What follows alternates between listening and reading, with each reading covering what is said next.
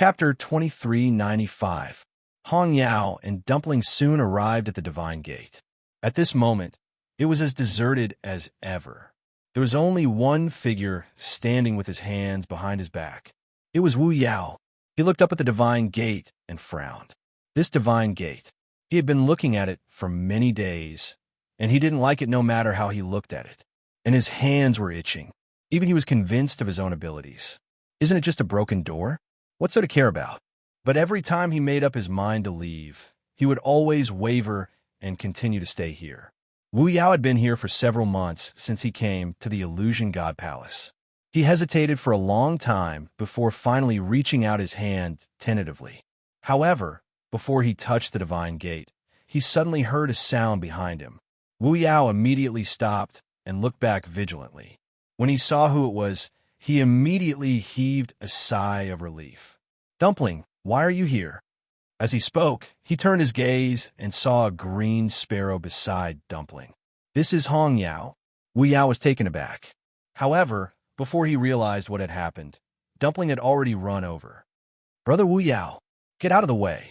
Wu Yao subconsciously took a step back and hurriedly reminded her, "Dumpling, wait here." Bang. Dumpling bumped into the transparent barrier, took a few steps back, and sat on the ground. "There's a barrier." Dumpling rubbed her head and stood up. Only then did Wu Yao see her appearance clearly and couldn't help but be shocked. "Dumpling, what's wrong with your hair?" One side of her hair was fine, but the other side was loose with a few strands of hair hanging down. It looked like she had just finished fighting with someone, and it was the kind of hand-to-hand combat. Tuanzi was embarrassed at once, but it was not the time to care about this. She hurriedly asked, "Brother Wu Yao, can you open this barrier?" "Hong Yao, and I want to go out." Wu Yao was speechless. "Dumpling seems to have some misunderstanding about me." Seeing the two of them so anxious, he shook his head and said, "Only the divine envoys in charge of guarding the gate of heaven can open this barrier." "What happened? Why are you in such a hurry to leave?" Dumpling shook her head like a rattle drum. "Brother Wu Yao, there's no time to explain. Who is guarding the divine gate now? I'll go find him." Before Wu Yao could speak, a voice suddenly came from behind the few of them. "Why are you going out?" Dumpling turned around. The person who had arrived was none other than the 11th divine envoy, Qiutong. As soon as he noticed the disturbance in the barrier, he immediately rushed over. However, he did not expect that the one who caused all this trouble was Dumpling. And there was a green sparrow beside it. Qiutong's eyes fixed on Hong Yao for a moment, and she frowned slightly. This cyan sparrow wasn't a divine beast. There didn't seem to be such a magical beast in the illusory god palace. Don't ask so much." There was no time. Dumpling patted the barrier forcefully. "Open it. If you don't open it, I'll die in front of you." Qiutong was speechless. Wu Yao covered his face. What's with this inexplicable sense of embarrassment? Qiutong's expression turned serious. No. Why not?" Dumpling was instantly enraged. Qiutong felt that Dumpling was purely being unreasonable, so she didn't care about what she said at all. Not everyone can enter and exit the divine gate as they wish. You can't either. Dumpling glanced at Hong Yao, then immediately gritted her teeth, and the pressure around her suddenly erupted. Bam! A ball of reddish gold flames instantly flew out and landed heavily on the barrier. Boom! A loud sound spread far and wide. Flames burned wildly in Dumpling's eyes. "Are you going to open it or not?" Illusory God Ocean. Chu Yoyue's voice was very soft, but everyone heard it clearly. Bailing's expression immediately turned cold, and her long, shapely eyebrows furrowed. "How dare you? How dare you call the name of the first divine envoy directly?" Chu Lua laughed as if she had heard a joke. She tilted her head and looked at Mu Qinghe. "Mu Qinghe, tell her, do I have the right to call you that?" Bailing turned her wrist and was about to attack again. "I think you really don't know who you are." In the Illusion God Palace, even the second divine envoy, Yu Qian, didn't dare to speak to the first divine envoy in such a tone. And this woman was too arrogant. A hand suddenly reached out and blocked Bailing's long whip. He didn't seem to use much strength, but Biling instantly felt that the long whip was tightly clamped, and she couldn't move it at all. Biling, don't you understand what I just said?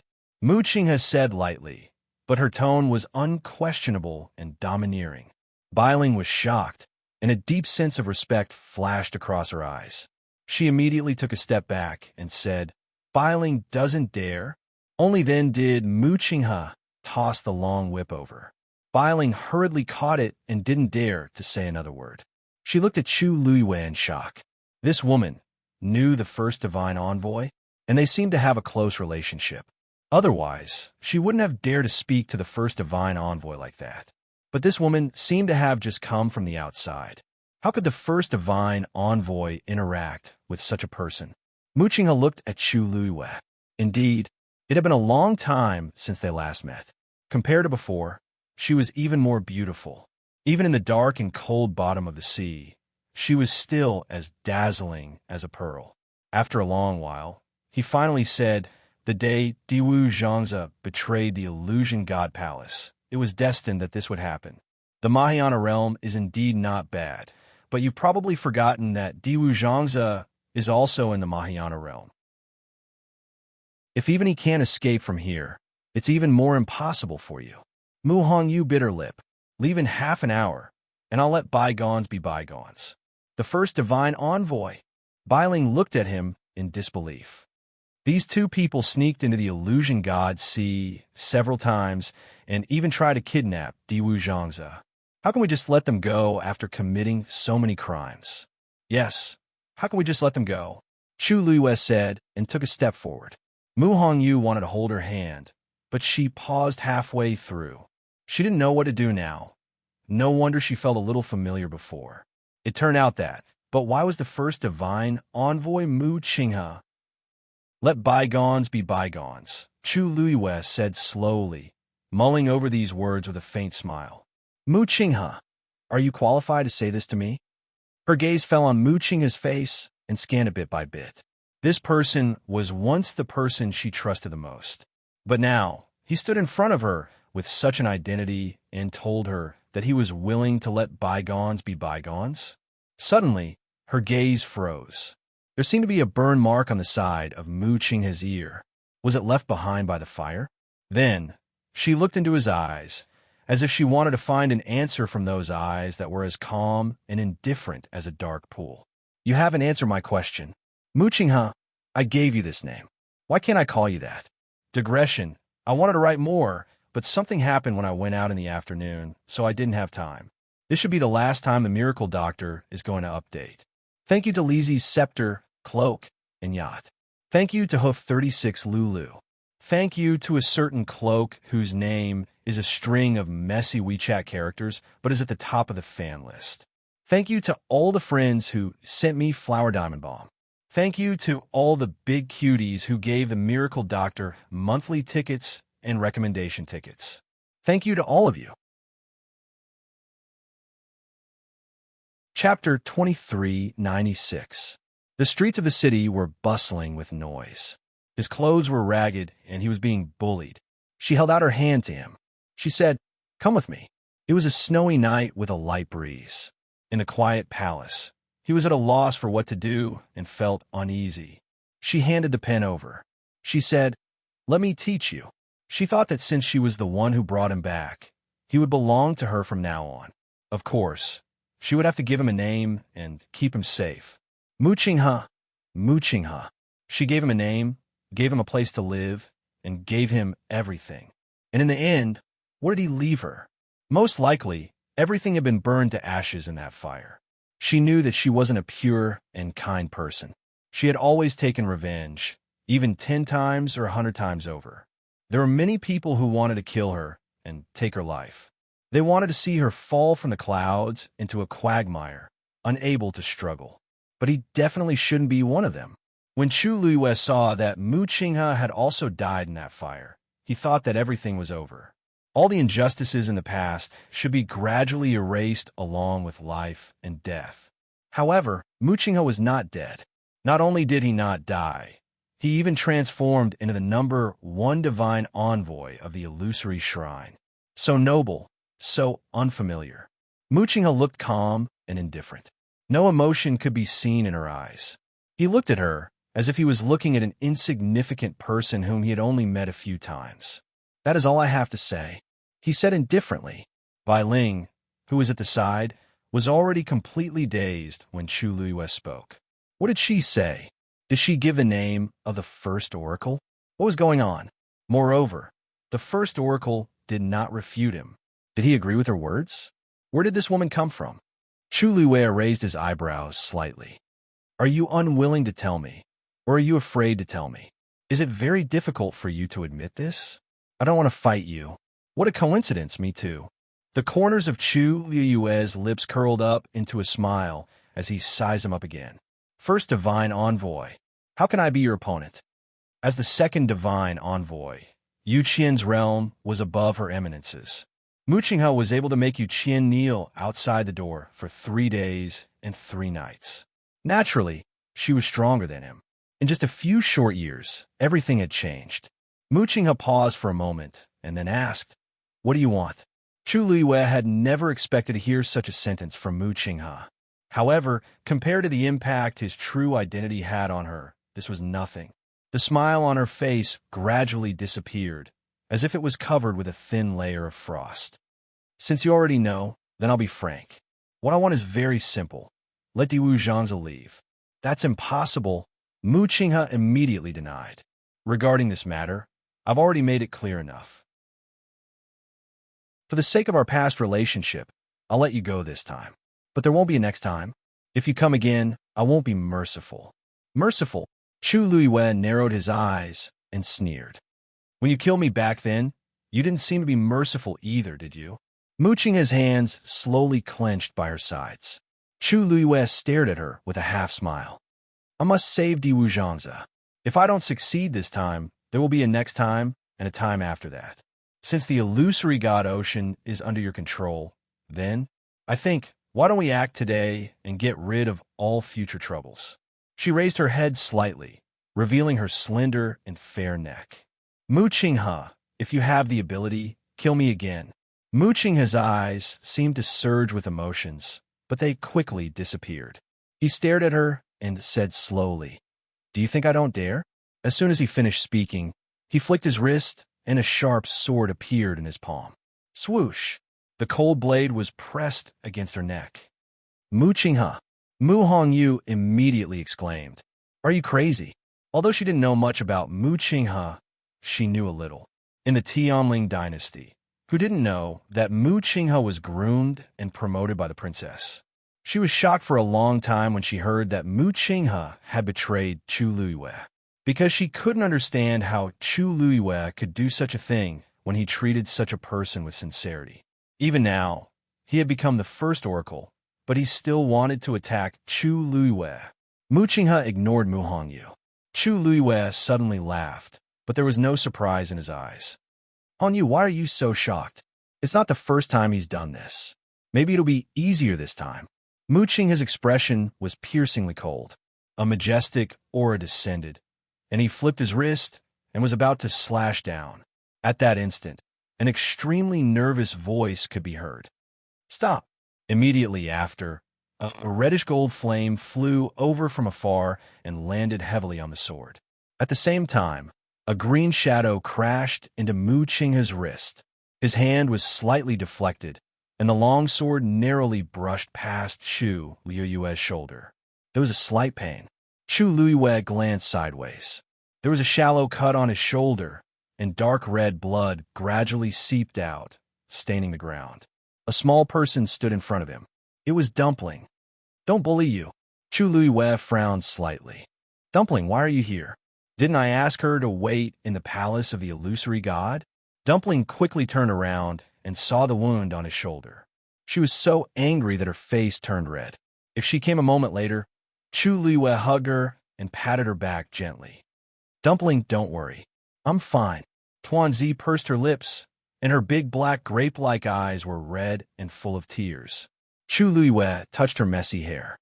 "How'd you end up like this?" Suddenly, she paused and looked up as if she sensed something. A palm-sized green sparrow was looking at her from not far away. Green flames covered its long feathers, and its eyes were as beautiful as the most precious rubies. It was exactly the same as in her memory. Hong Yao? Chu Luiyue was stunned, and his lips moved slightly. Just now, it was the red sparrow that knocked away Mu Qinghe's hand.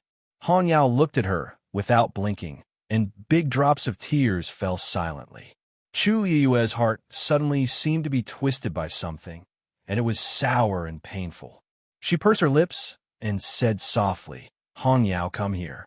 Red Demon took a step forward subconsciously, but only took one step before it came to its senses and stopped. Mu Qinghe was right behind it. Now that the two of them were confronting each other, it could only stay here.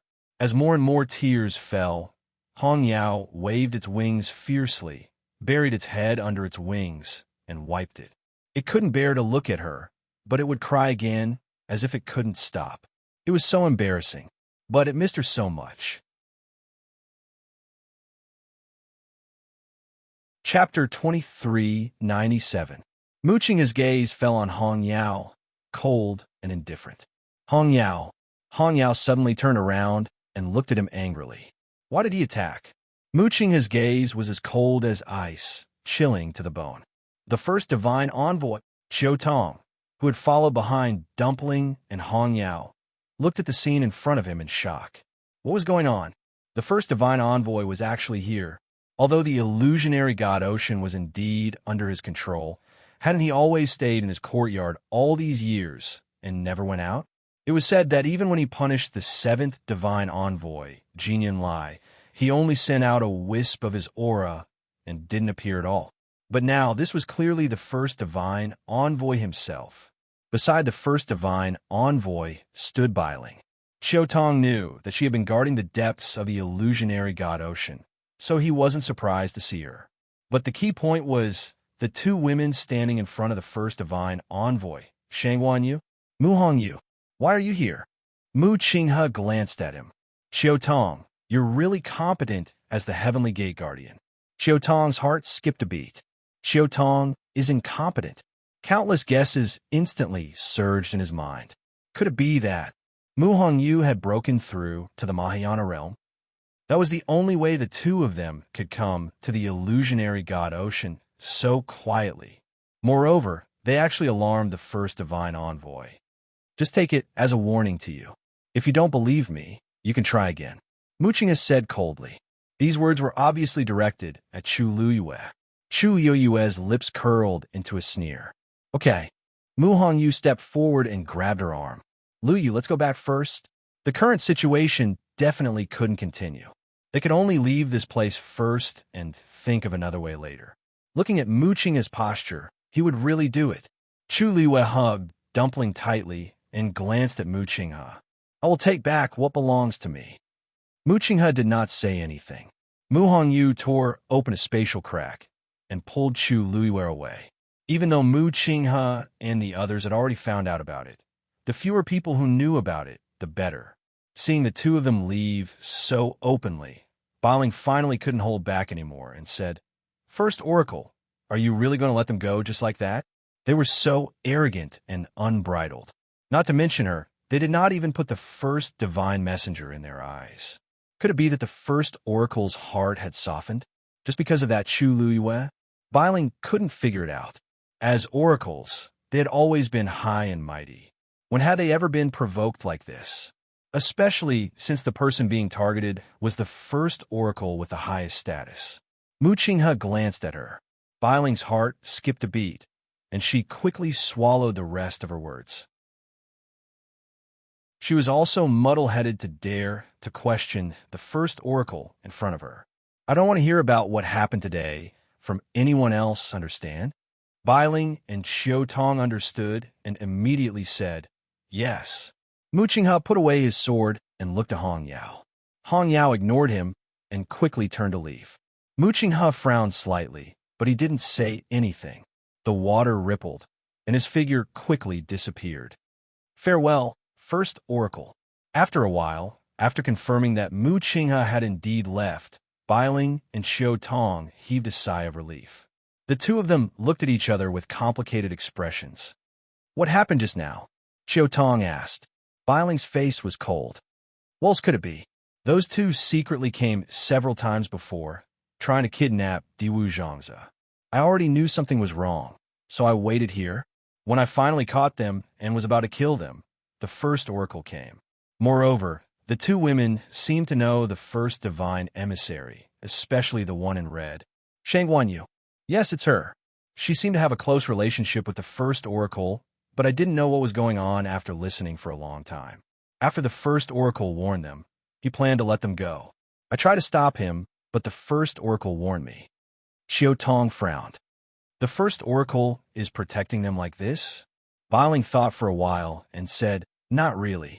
After all, the first oracle had already attacked just now, but he was stopped by the crimson gold sky phoenix and the blue sparrow. You know what happened after that? I'm sure that they did have dealings with each other. I just don't know what happened. It was extremely difficult to find out if it was related to the first oracle. Right? Speaking of the blue sparrow, I don't remember the first oracle having a contract with a fiend beast. When I saw the blue sparrow at the gate of heaven, I was wondering when there was one in the illusion god palace. So, it's with the first oracle? Biling was annoyed. How would I know? It was obvious that there was something wrong here. If the first oracle wanted to hide it, who would know? Xiao Tong frowned. I still think there's something fishy about this. There were so many problems in the past, but the first oracle didn't show up. Why did he come this time? And he even ordered us to keep quiet about what happened today. Was there really no other reason? Biling didn't think so. This is the illusion god ocean.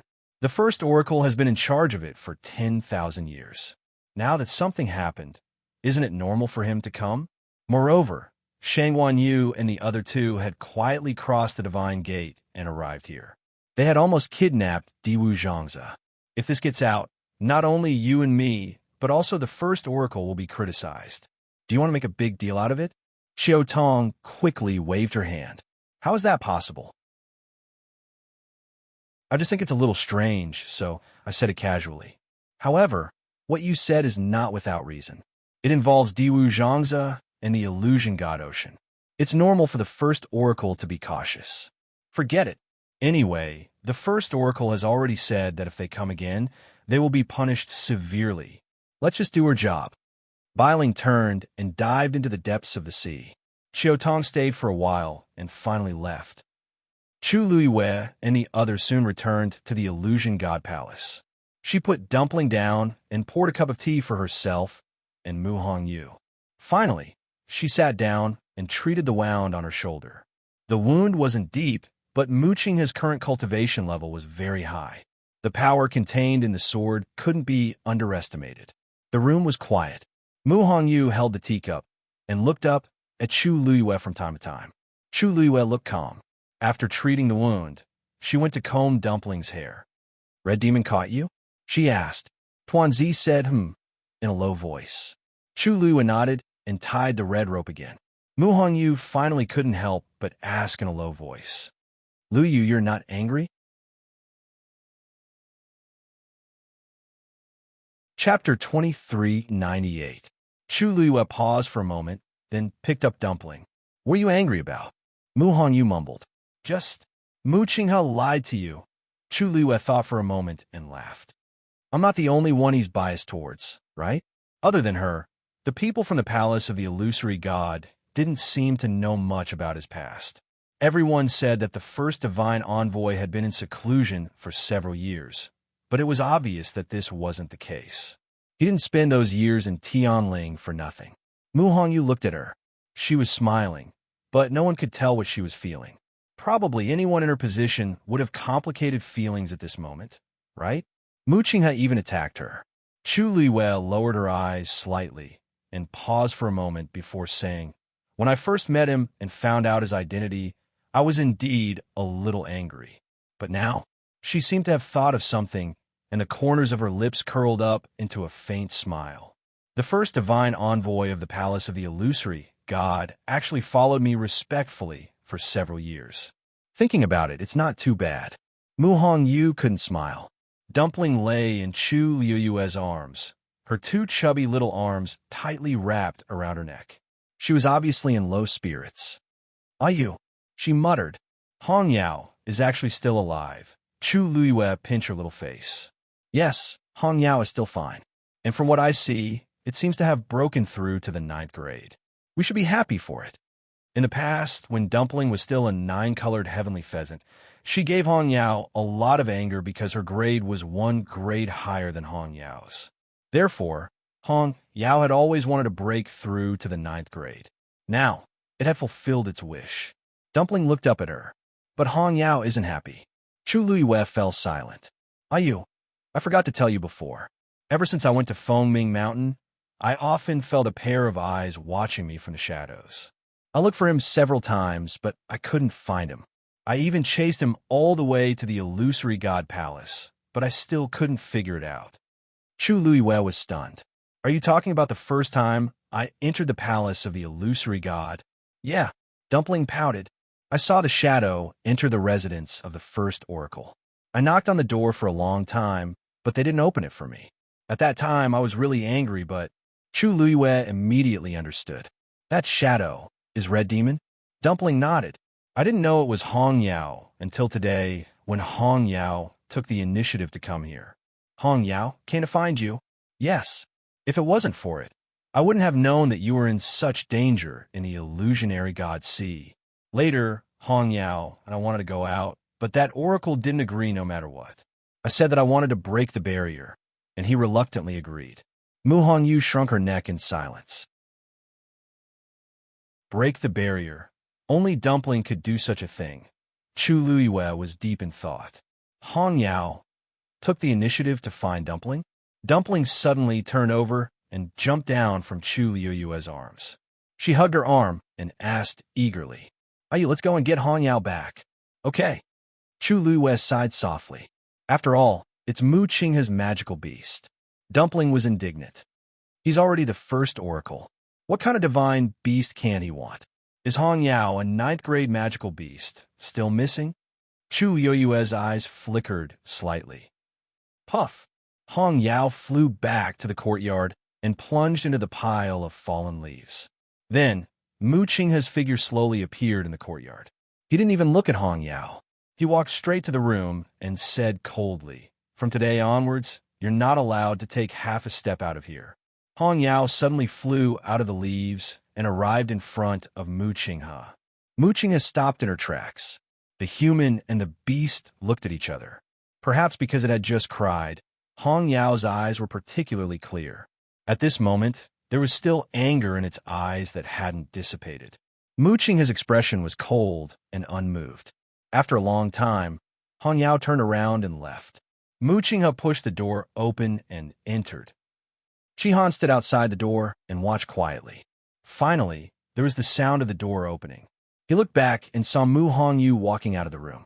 Compared to the excitement she had when she came, she couldn't hide her disappointment and looked a little haggard. She couldn't be blamed for being like this. She had always thought that after breaking through to the Mahayana realm, she could successfully rescue Diwu Zhangze, who knew that things would develop to this point.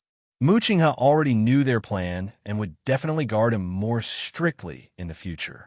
It would be extremely difficult to rescue Diwu Zhangze again. He was the first oracle. It was obvious that he was on the palace of the illusory god side. Thinking of this, Mu Hongyu suddenly gritted her teeth and quickened her pace to leave. What did you say? The first oracle is Mu Qinghe? In the room, Jian Fengqi was shocked and almost suspected that he was hallucinating. He suddenly stood up. Did you see wrongly? Mu Hongyu smiled coldly. He admitted it himself. How could he be mistaken? Jian Fengqi's mind went blank. He couldn't even speak. Mu Hongyu took a step forward and questioned him. Aren't you very close to him? Did you already know that he's the first oracle? Jian Fengqi felt extremely wronged. I really didn't know. His voice stopped abruptly. Mu Hongyu frowned. Just what? Jian Fengqi took a deep breath. I just met him by chance. We're not close, not close. Mu Hongyu stared at him. What did you say just now?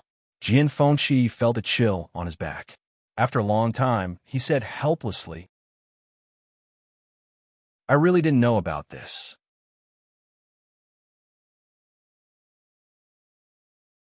Chapter 2399.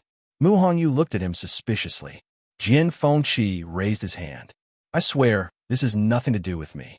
Didn't you just say that the other oracles don't know about his past in Tianling? This proves that those things were basically arranged by him. Don't you think so? Mu Hongyu thought about it carefully and gradually let go of her suspicions toward Jian Fengqi as she coldly snorted. Even if you didn't know about this, you didn't hear anything about his betrayal of Lu Yu? Jian Fengqi leaned back in his chair. If I had known, that wouldn't have happened. Even though he had been defeated by Chu Luiyue for the past few years, he still respected her a lot in his heart. He knew that it was because of Chu Luiyue that he could continuously improve his strength until today. It's just that Jian Fengqi hesitated. Half a month before the incident, he had been in seclusion. I went to find him several times, but he refused to see me. At that time, I didn't care, but who knew? Mu Hongyu sneered. He planned this a long time ago, so it's not strange that this would happen. That's right. He planned this all along. Jian Fengqi tapped his hand on the armrest. I only realized this later on. I even think that even if Jiang Yuqing and Shang Wanwan didn't exist, he would still do it.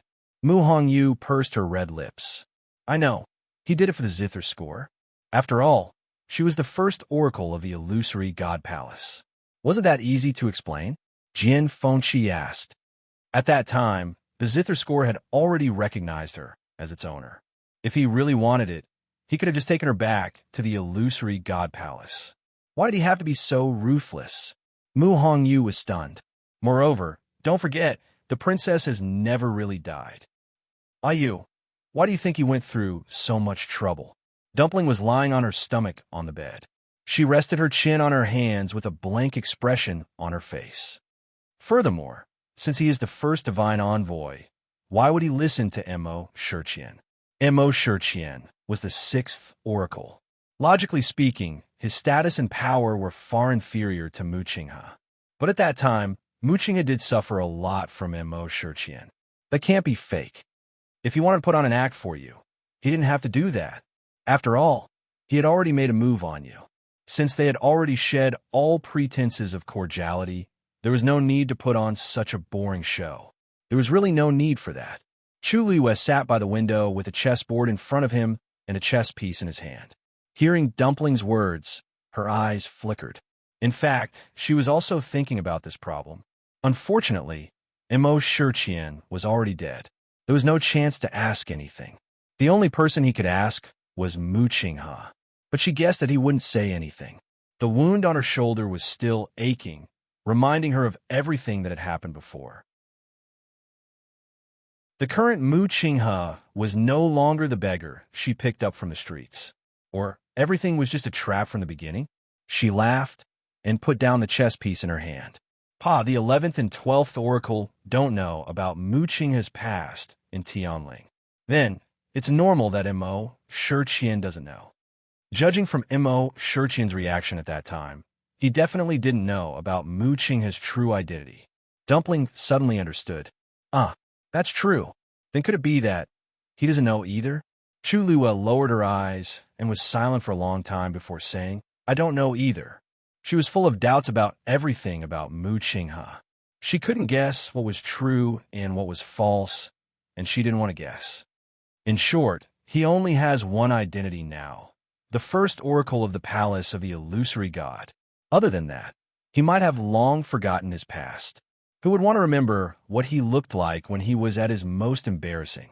Even if it was a disguise for someone like the first oracle, he probably didn't want to leave any memories of those years when he bowed and groveled beside her. Tuanzi turned over and lay on her back on the bed. Her two short legs kicked here and there. I really want to find him and ask him about it. If it doesn't work, it's good to release Hong Yao. Chu Luiyue reminded her. Now that he has regained his identity, Hong Yao probably won't come again. In the past, when everyone didn't know the inside story, Hong Yao could still secretly go to Fengming Mountain to see Dumpling. But now, the naked truth was in front of them. The two sides were on opposite sides. It was definitely not convenient for Hong Yao to have any close contact with him anymore. Dumpling was angry and sad. How could this be? Chu Luiyue looked at the chessboard. Yes, how could this be? Dumpling stayed with Chu Luiwe for a day and then returned to Foming Mountain. After experiencing this incident, she once again deeply felt that her strength was still not enough. Muqinghe had already become the first god's messenger and even injured Ayu. She had to become more powerful as soon as possible. Chu Luiwe went out for a walk and found that no one knew what happened in the illusory god sea. Obviously, Muqinghe had suppressed the news. There was only 1 month left before the gate of heaven closed. The streets were deserted, but there were many more people on the star path. At the last moment, the Xian masters who felt that they still had some hope had already begun to take action. When Chu Luiwe walked by the star path and took a look, he had already determined the outcome of these people. Previously, Mu Yafeng did not succeed with Jin Lai's help, let alone these people. However, Chu Luiwe finally understood why Jin Lai could not help but help Mu Yafeng. This star path was indeed too difficult for these Xian masters. If not a single person succeeded, then his face would not look too good when the time came. In fact, Jin Lai had long seen that Chu Yue's talent was higher than Mu Yafeng's. If he could place his hope on Chu Luiwe, he probably would not have fallen to today's end.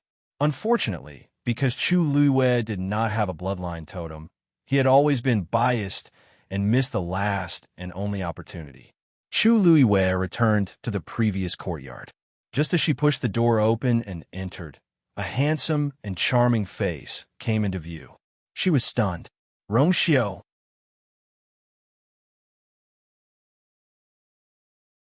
Chapter 2400. Weren't you in seclusion? Is it over? Chu Luiwe asked in surprise. She had always thought that he still needed some time. Rongxiu nodded slightly. Then, his gaze fell on her shoulder, his expression slightly cold. Chu Luiwe subconsciously shrank her neck and confessed honestly. It's not serious. It's healed. The wound was relatively shallow. She had used medicine after returning. Now that she was a god, her recovery speed was amazing. She was almost healed by now. She didn't take the wound too seriously, but Rongxiu happened to come out of seclusion. With his sensitivity, it was basically impossible to hide it from him. So Chu Luiwe immediately chose to confess. Rongxiu reached out and pulled her back into the room. Sensing the low pressure from him, Chu Luiwe obediently quieted down. Her past experience told her that it was better to stay put at this time. After taking her back into the room, Rongxiu turned around and closed the door. Chu Luiwe whispered, "It's really okay, I can see it myself." Rongxiu said and turned to walk toward her. Chu Luiwe was stunned. "You can see it yourself? What do you mean?" Rongxiu came to her and looked down at her. His face, which was always gentle and elegant, seemed to be covered in a light wind and snow, and there was a bit of biting coldness. "I want to see it." His voice seemed to be lower than usual. Every word was like the wind plucking the strings of a zither to enchant people's hearts. "Do you want to do it yourself, or do you want me to help you?" His tone didn't change, but there was a bit of strength in it that couldn't be refused. Chu Luiwe immediately said, "I'll do it myself." Rongxiu looked at her like this. The frost between his eyebrows finally melted, and a faint smile flashed across his crimson lips. "You could do it yourself. Maybe you're not as fast as me." Chu Yue's face was slightly hot. She glared at him angrily, then took off her coat, revealing her injured shoulder. A half-inch long sword wound on her snow-white, round shoulder had healed and formed a scab, with a faint layer of powder. Rongxiu's brows slightly furrowed, and there seemed to be billowing waves in his eyes. He reached out his hand, and his warm fingertips gently landed on it. "Does it hurt?" Chu Luiwe shook her head.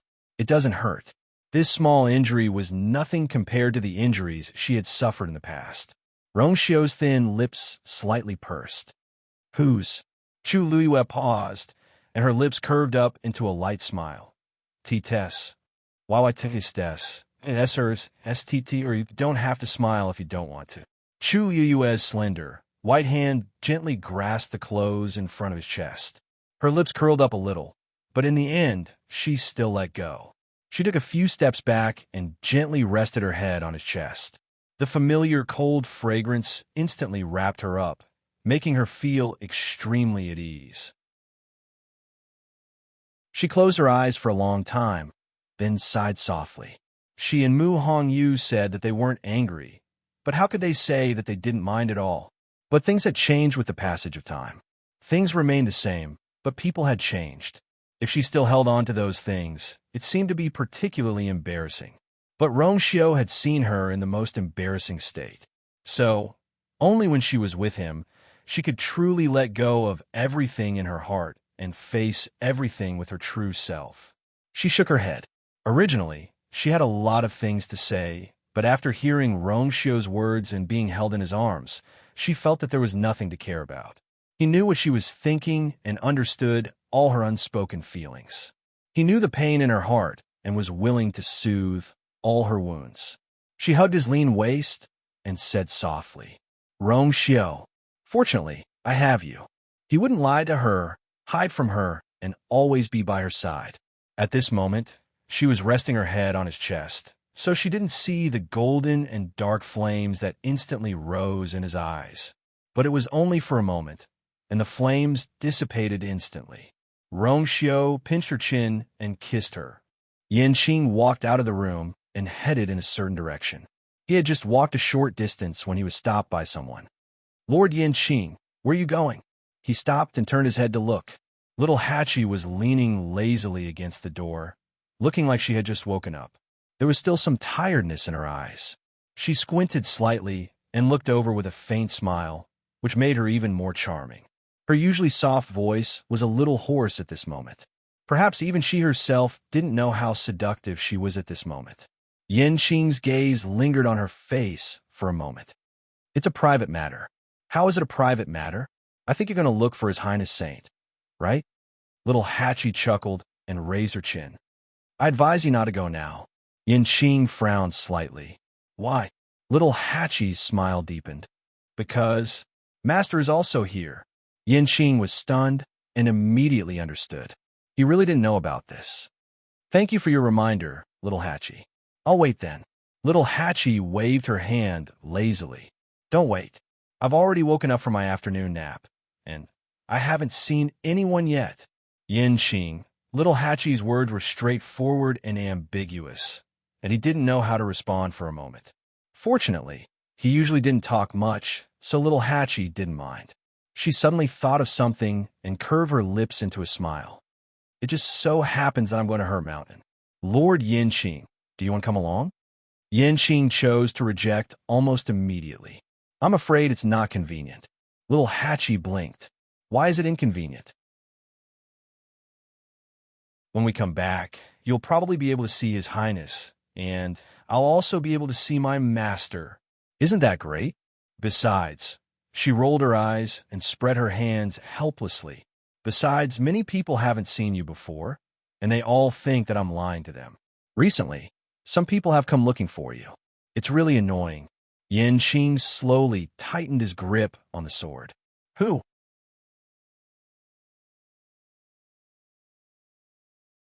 Chapter 2401. Little Hachi stretched lazily, revealing her slender waist. The strings of colorful jade beads on the hem of her blouse jingled and swayed gently, which was particularly eye-catching. Then how can I remember? She dragged her voice slightly, looking innocent and charming. In her eyes, those people all looked the same.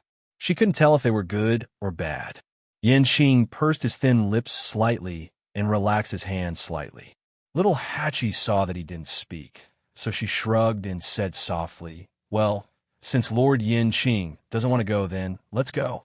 Yanqing said. His expression was as usual, and no emotion could be seen. As long as they didn't run into those people, it should be fine. Little Hachi showed a bright smile on her face. Okay. She walked to Yanqing with small steps. A gust of fragrant wind also followed. Then let's go. Yanqing didn't move. His eyes fell on her face. Because she had just taken a nap, her face was still a little red. Her black hair was slightly messy, and a few strands hung down and wandered around her neck. She was born extremely beautiful, enchanting and charming. At this time, there was a hint of laziness. Her every move was even more seductive.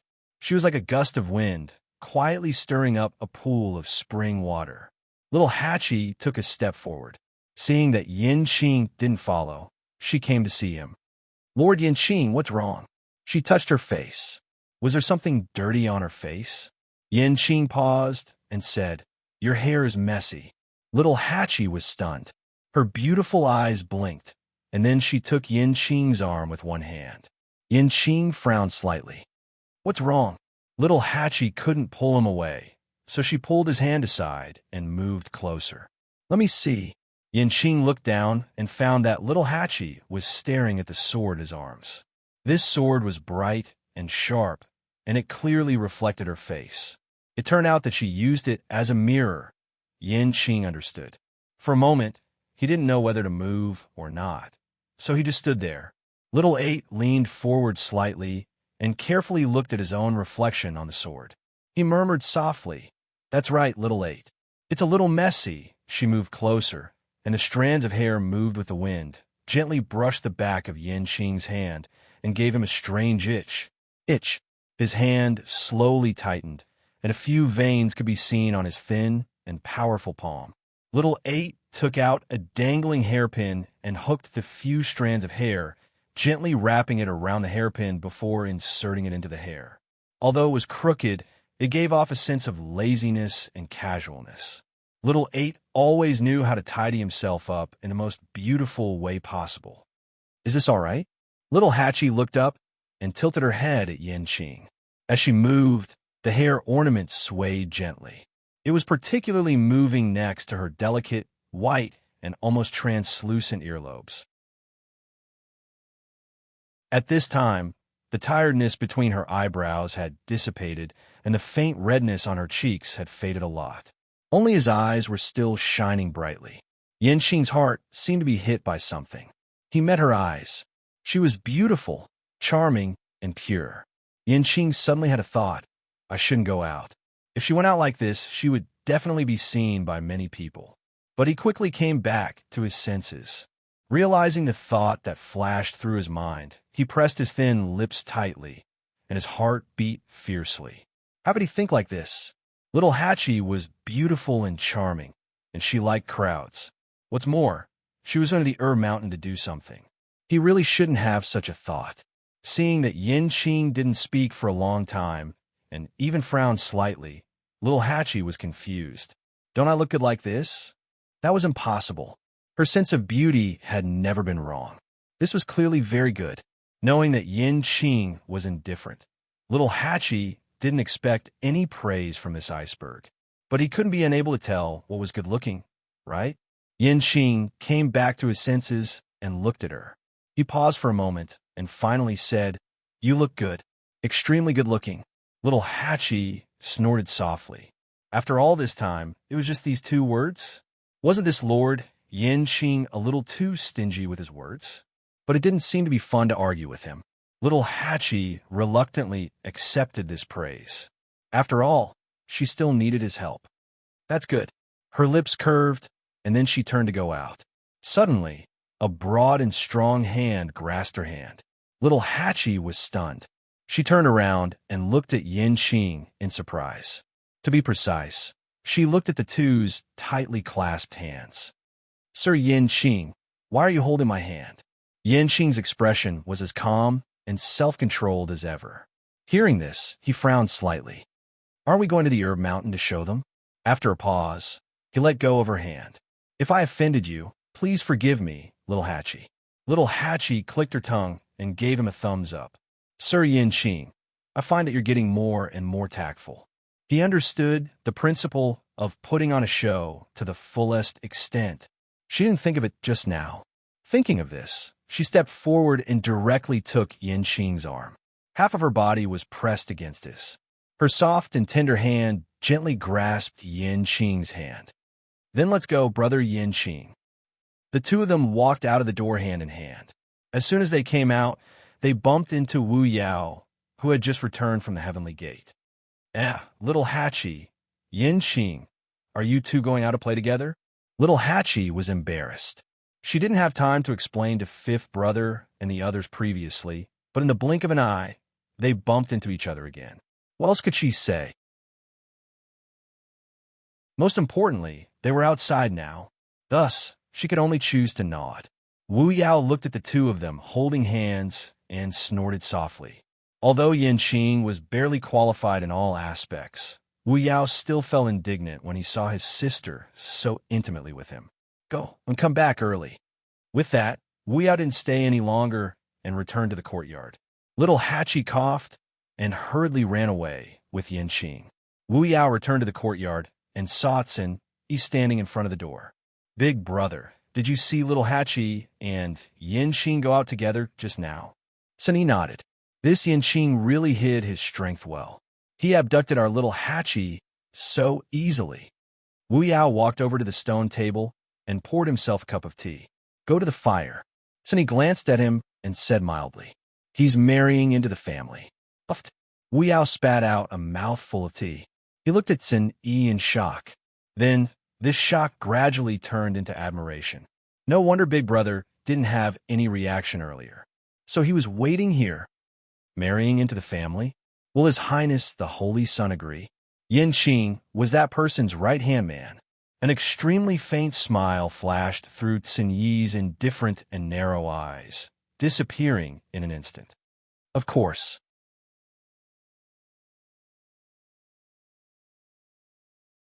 Chapter 2402. Her Mountain. There was still a month before the gate of heaven closed. Everyone in the Illusion God Palace was on high alert. People were coming and going on Herb Mountain. It was very lively. Little Hachi and Yin Qing attracted a lot of attention the moment they arrived. Countless pairs of eyes looked in their direction. When they saw that little Hachi was holding a man's hand, almost everyone was shocked. Who is that? Why is he so intimate with little Hachi? I don't know him. He seems to be new. Is he the one she mentioned before? Her sweetheart? Is there really one? That man seems to be her eminence. He's so young. All kinds of discussions could be heard. Little Hachi was very satisfied. She pulled Yin Qing's hand. Yin Qing immediately understood and bowed slightly. Little Hachi moved closer to his ear and laughed softly. Brother Yin Qing, look, you're really something. As she spoke, her warm breath fell on his ears and neck, making him feel scalding hot. Yin Qing's Adam's apple bobbed, but he didn't say anything. Little Hachi didn't expect him to say anything. After all, she was in charge of praising people. Let's go over there. There are a few kinds of herbs that need to be collected.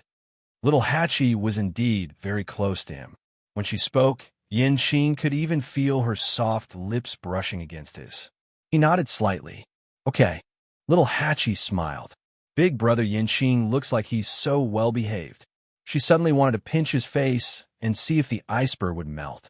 Little Hachi hesitated for a moment, but in the end, she held back and pulled him towards a mountain peak. Now, she was very familiar with this place. She clearly remembered where the medicinal herbs were located and how much they were. So she could find whatever she wanted immediately. Yin Qing followed her obediently. The voices of the two were very soft, and the bystanders could hardly hear them. Therefore, this interaction of whispering was an extremely intimate display of affection in the eyes of the bystanders. Many young men were heartbroken. Looks like little Hachi really likes that person. She's actually willing to be so close to him. That man doesn't look ordinary either. No wonder she was willing to reject Liang He for him. Forget it, forget it. Let's worry more about ourselves. There's not much time left. Xu Jing stood by the stream and frowned slightly as he looked at the boundary not far ahead. Recently, this barrier had been very unstable, appearing and disappearing from time to time. Even she could not grasp it, although she had never been able to fully control this barrier. Such a situation had never occurred before. The attitude of the first and second oracles was very clear. They wanted her to solve it herself. But it was easy to say, but extremely difficult to do. In these 10,000 years, she had thought of countless ways, but she still couldn't do anything about this barrier. Now that there was only a short month left, what should she do? Xu Jing was very frustrated, but she also knew that this was her last chance. So many things had happened before, and her position was already in danger. If she continued to be in this state, Xu Jing didn't dare to think further. Suddenly, a few voices of discussion came from afar. Are you serious? Little Hatchie really came with a man? Of course it's true. Everyone saw it with their own eyes. And the two of them are very close. Everyone can see that the two of them are a couple. I remember that the man is called Qing.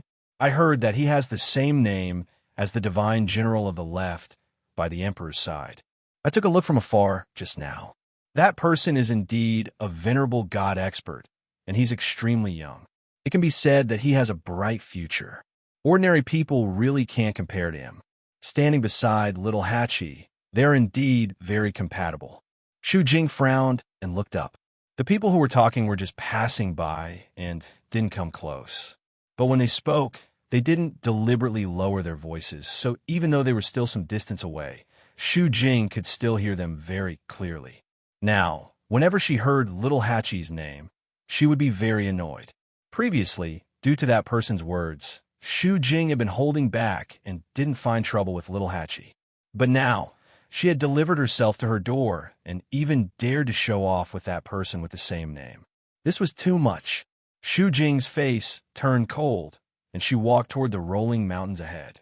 Little Hatchie was standing in front of swamp with Qing. Above the swamp, white reeds that were as tall as a person fluttered in the wind. Little Hatchie stood by the shore and suddenly sighed. Sigh, I miss your Fong so much. Qing looked at her. What's wrong?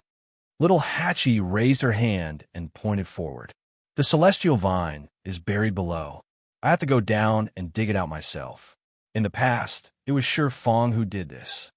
In fact, it wasn't that little Hatchie hadn't done this kind of thing before. After all, when she was in Peach Blossom Dock, she and Sure Fong were in a mess in order to process all the medicinal herbs.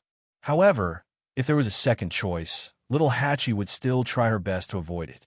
In the past, Sure Fong was her second choice. But now, she looked at Qing. Qing immediately understood what she meant. I'll help you. Little Hatchie immediately acted coquettishly. Brother Qing is the best. Qing didn't say anything and turned to walk into the depths of the reed marsh. At this moment, a mocking voice sounded. You even have to trouble others for such a small matter. Do you deserve to be called a celestial physician? Qing stopped in his tracks and frowned. Little Hatchie turned around. Sigh, why is it this person again? Eighth Oracle, are you waiting for me every day? Otherwise, why do I run into you everywhere? Shu Jing smiled coldly, and his eyes fell on Qing. Just as he was about to mock him, his expression suddenly changed. This back view. When Chu Liwa woke up, it was already evening. The sky was getting dark. She opened her eyes in a daze and felt sore all over, as if her bones were falling apart. For some reason, Rongxiu seemed to be especially. As soon as she moved, a warm body pressed against her from behind. Rongxiu's arm wrapped around her waist and easily pulled her into his arms. Chu Luiwe propped her hands on his chest, opened her eyes, and shook her head pitifully. Rongxiu chuckled and kissed her. I won't bully you. Chu Luiwe was slightly relieved and couldn't help but say, You've already bullied me before saying this. You're too insincere. His voice, which had always been clear, was now a little hoarse. Rongxiu's eyes deepened and his thin lips curved slightly. How do you know that it's over and that I didn't stop out of kindness? Chu Luiwe suddenly blushed. This man, however, Rongxiu was a man of his words. After being intimate for a while, he carried her and got up to take a bath. However, he didn't stay for too long and went out. After Chu Luiwe cleaned up and returned to the bedroom, she found that Rongxiu had already sat down. There was a chess game in front of him. When he heard the sound, he looked up. The bright light reflected in the depths of his eyes that were as deep as the sea. You are come. Digression, 6 o'clock in the evening. The closest comment to the truth appeared in the comment section. I'm also a little surprised.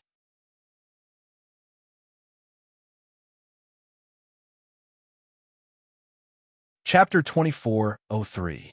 Chu Liwe walked over and sat down opposite Rongxiu. Why do you suddenly want to play chess? Rongxiu smiled. Nothing. We haven't fought since you cracked all the Xian formations on the Star Road. Shall we have a game? Chu Luiwei was suddenly interested. Sure. It had been a long time since the two of them had fought together. Now, she had finished the Star Road, and Rongxiu had just finished his closed-door training. It was a good opportunity. Rongxiu said, I won't hold back this time. Chu Luiwei raised her eyebrows slightly. You always said that before. Rongxiu's strength was unfathomable. Every time she thought she was about to catch up with him, she would find that he was more powerful than she thought. Then she had to continue to catch up. Rongxiu's eyes drooped slightly, as if he had recalled many things in the past with her words. His thin lips curled slightly, and his voice was low and gentle. This time, I won't lie to you. After that, he waved his sleeves, and his slender hand brushed over the chessboard in front of him. A majestic and astonishing pressure descended, and the chessboard was instantly annihilated into powder. Chu Luiwei was stunned, and then her heart skipped a beat. Rongxiu was going to fight with divine power in this game. He hadn't even made a move, and the chessboard carved with the best rainflower gold stone was silently destroyed just like that. Then a ball of brilliant golden light flew out from Rongxiu's palm and divided into several crisscrossing lines in the air. A new chessboard formed with tyrannical divine power appeared in front of Chu Luiwei. The flowing light was dazzling and brilliant. The chessboard was just quietly suspended in the air, but Chu Luiwei had already felt an oppressive pressure. Her heart trembled. Rongxiu's current strength was probably far beyond her expectations. You first, Rongxiu said. Chu Luiwei gently nodded. With a flick of his finger, a stream of reddish gold light flew out. However, before this stream of light could condense into a chess piece on the chessboard, it was silently killed by the brilliant golden chessboard. Chu Luiwei's pupil shrank. She knew that Rongxiu intended to spar, so although she did not use her full strength, she still used half of her strength. Unexpectedly, he couldn't even get close to the chessboard. She lifted her gaze slightly and glanced at Rongxiu. There was a faint smile on his lips. I've already said that I won't hold back this time. Chu Luiwei narrowed his eyes. He made up his mind and attacked again. Poof! A force much more tyrannical than before suddenly flew out, and after a short and fierce battle with the force on the chessboard, it finally landed. With this, Chu Luiwei finally succeeded in taking this step. However, Chu Luiwei subconsciously sat up straight. Her shoulders were ramrod straight, and she held her breath in concentration. At this moment, she finally understood the meaning of Rongxiu's words. He was serious. This was only the first step, and it was already so difficult. One could imagine that there would be an extremely fierce battle after this. Thinking of this, Chu Luiwei's heart raced a few times. Amidst her nervousness, there was also some excitement. That was the strong desire to battle that would only arise when facing a strong opponent. Rongxiu looked at her and saw the faint brilliance in her eyes. It's your turn. Chu Luiwei raised her chin. Rongxiu raised his hand, and a stream of black light gushed out from his fingertip. Then, he lightly tapped forward. Poof! A pitch-black chess piece fell to the ground in response to the sound. Due to the shocking impact of this energy, a circle of ripples appeared on the chessboard. Chu Luiwei looked at the chess piece in shock. An extremely familiar feeling emanated from it.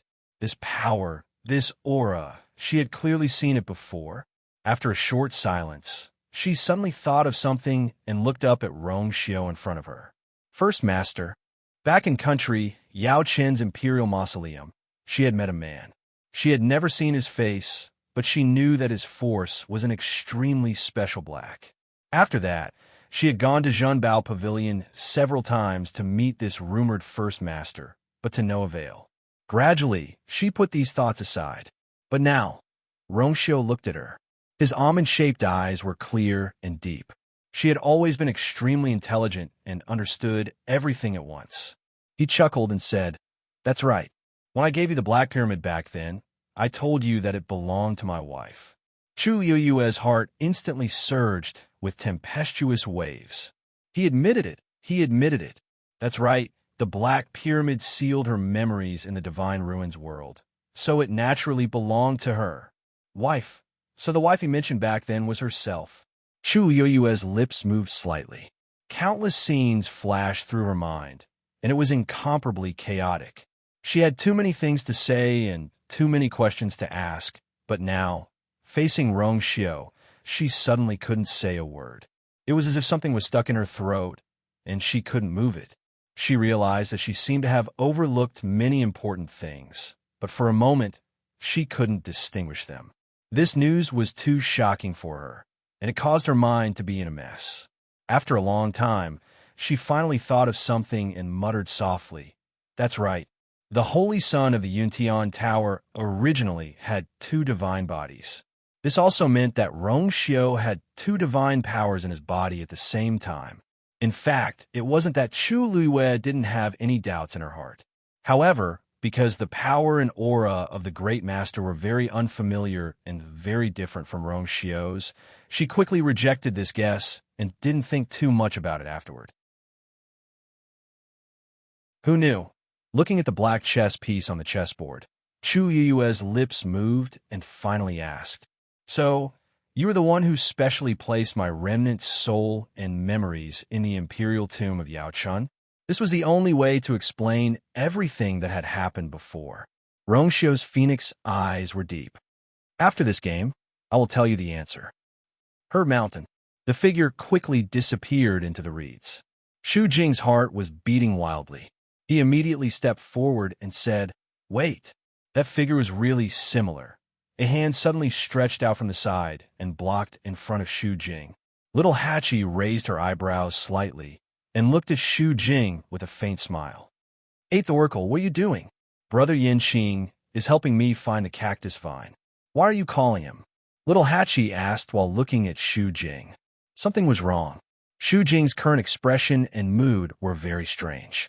She had dealt with Xu Jing many times, but she had never seen her behave like this. More importantly, Xu Jing was obviously acting like this after seeing Yanqing. What was she doing? Was she angry? Angry? No. Xu Jing's eyes clearly showed that she was looking at a very familiar person. At this moment, Xu Jing was anxious in her heart. When she heard Little Eight shout out those words, she was even more enraged. He slapped Little Hachi's hand away and scolded coldly. "I don't want to argue with you today. If you know what's good for you, behave yourself."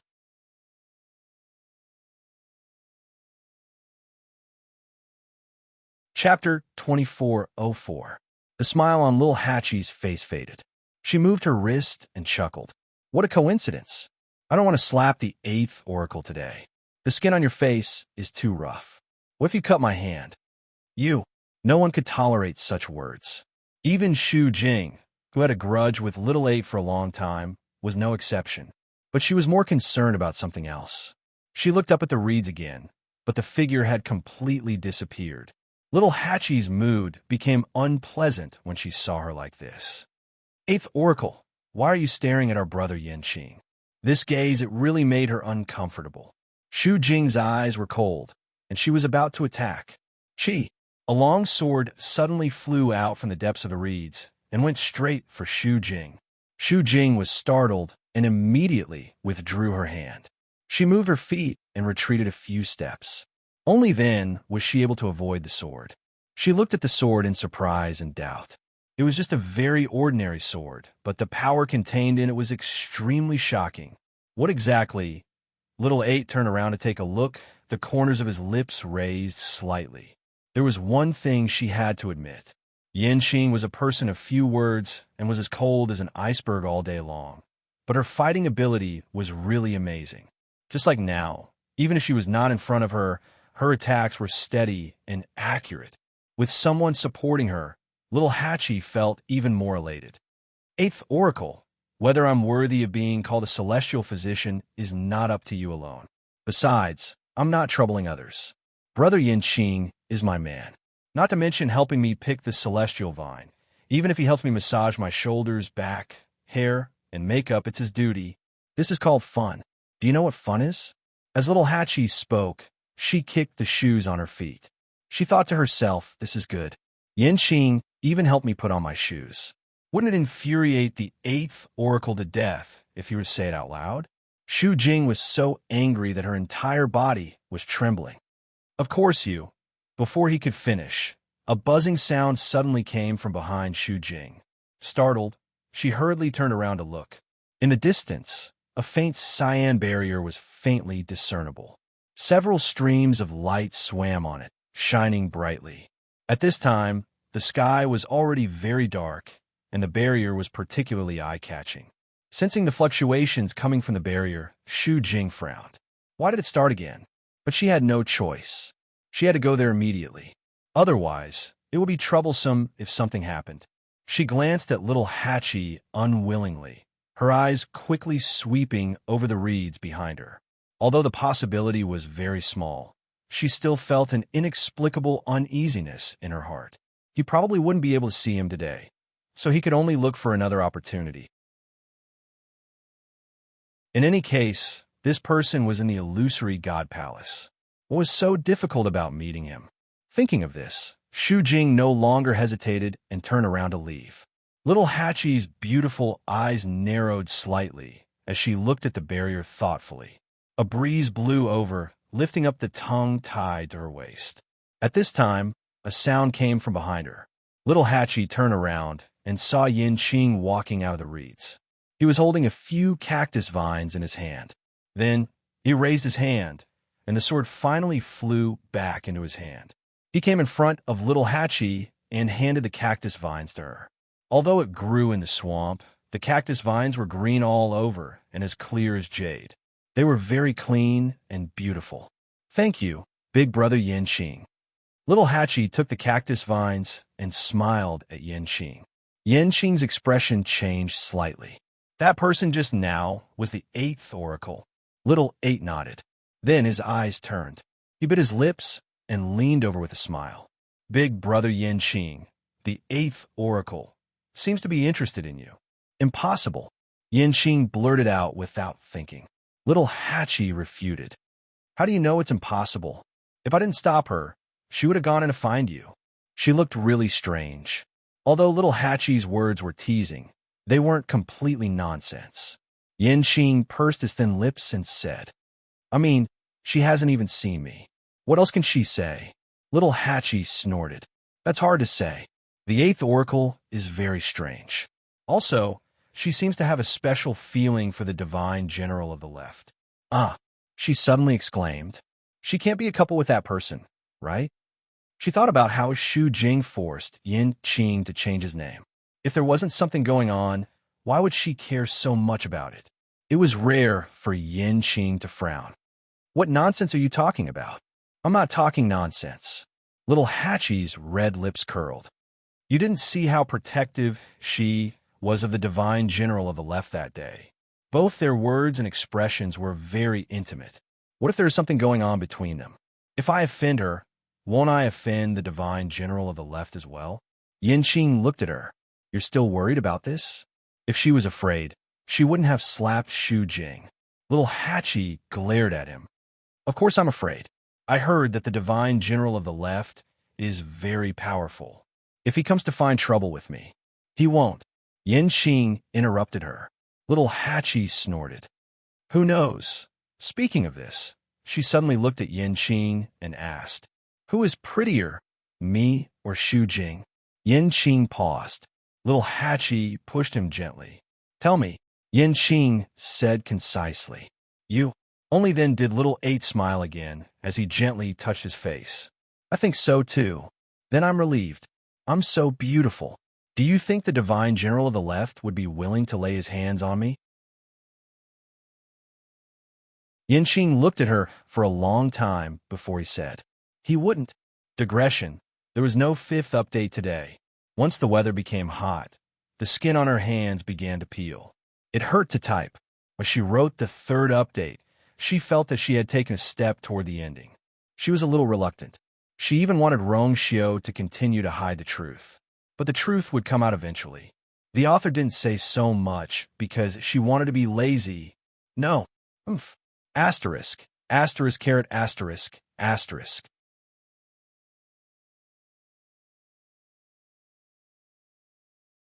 Chapter 2405. Time passed slowly. In the room, Chu Luiwei and Rong Xiu sat opposite each other. Between the two of them was a chessboard. On it, the two extremely intense colors of black and red gold complemented each other, forming an extremely gorgeous painting. Fine beads of sweat gradually appeared on Chu Luiwei's forehead, wetting a few strands of hair on her forehead. 6 hours had passed, but in this period of time, she had only taken 5 steps. It was not that she did not know where to place a piece, but the power on the chessboard was simply too strong. If she wanted to successfully place a piece, she had to put in a lot of effort. Moreover, every step was more difficult than the previous one. Before this, Chu Luiwei had never thought that this game of chess between her and Rong Xiu would progress so slowly and painfully. Chu Luiwei had long known that Rong Xiu was very strong, but this was the first time she clearly felt the gap between the two of them. It was like a natural chasm that was difficult to cross. After she placed her 6th piece, Rong Xiu raised his hand as well. A black chess piece landed gracefully. His movements were natural and smooth, and there was no sense of oppression that Chu Luiwei felt when she faced the chessboard. It was as if everything was just a piece of cake for him. In fact, it was indeed so. Chu Luiwei pursed her lips. She was now a god, and it was no exaggeration to say that she was definitely one of the best among the gods. Her divine power was definitely at a level that could crush most of the cultivators. Needless to say, she had already completed the star path and deciphered all the Xian formations on it. Great Grandmaster. In front of Rong Xiu, she was beaten to a pulp. Chu Luiwei held her breath and concentrated. She had to finish this game, and then listen to Rong Xiu tell her the answer that he had been hiding for a long time. Chang Wanshou stood in the courtyard and looked at the door in front of him. His brows were slightly furrowed, and there was a trace of worry on his beautiful and delicate face. It had been a long time since those two had entered. Now, not only did they not show any signs of coming out, there was even a faint pressure coming from the entire room. It was Rong Xiu's handiwork. He had set up such a terrifying barrier that easily blocked everything inside. What exactly? After a moment of hesitation, he walked towards another room. The door was not locked, but Chang Wanzhou came to the door and knocked. "It's me." An indifferent and calm voice came from the room. "Come in." Only then did Chang Wanzhou enter. Walking around the screen, Sun Yi was standing behind the desk.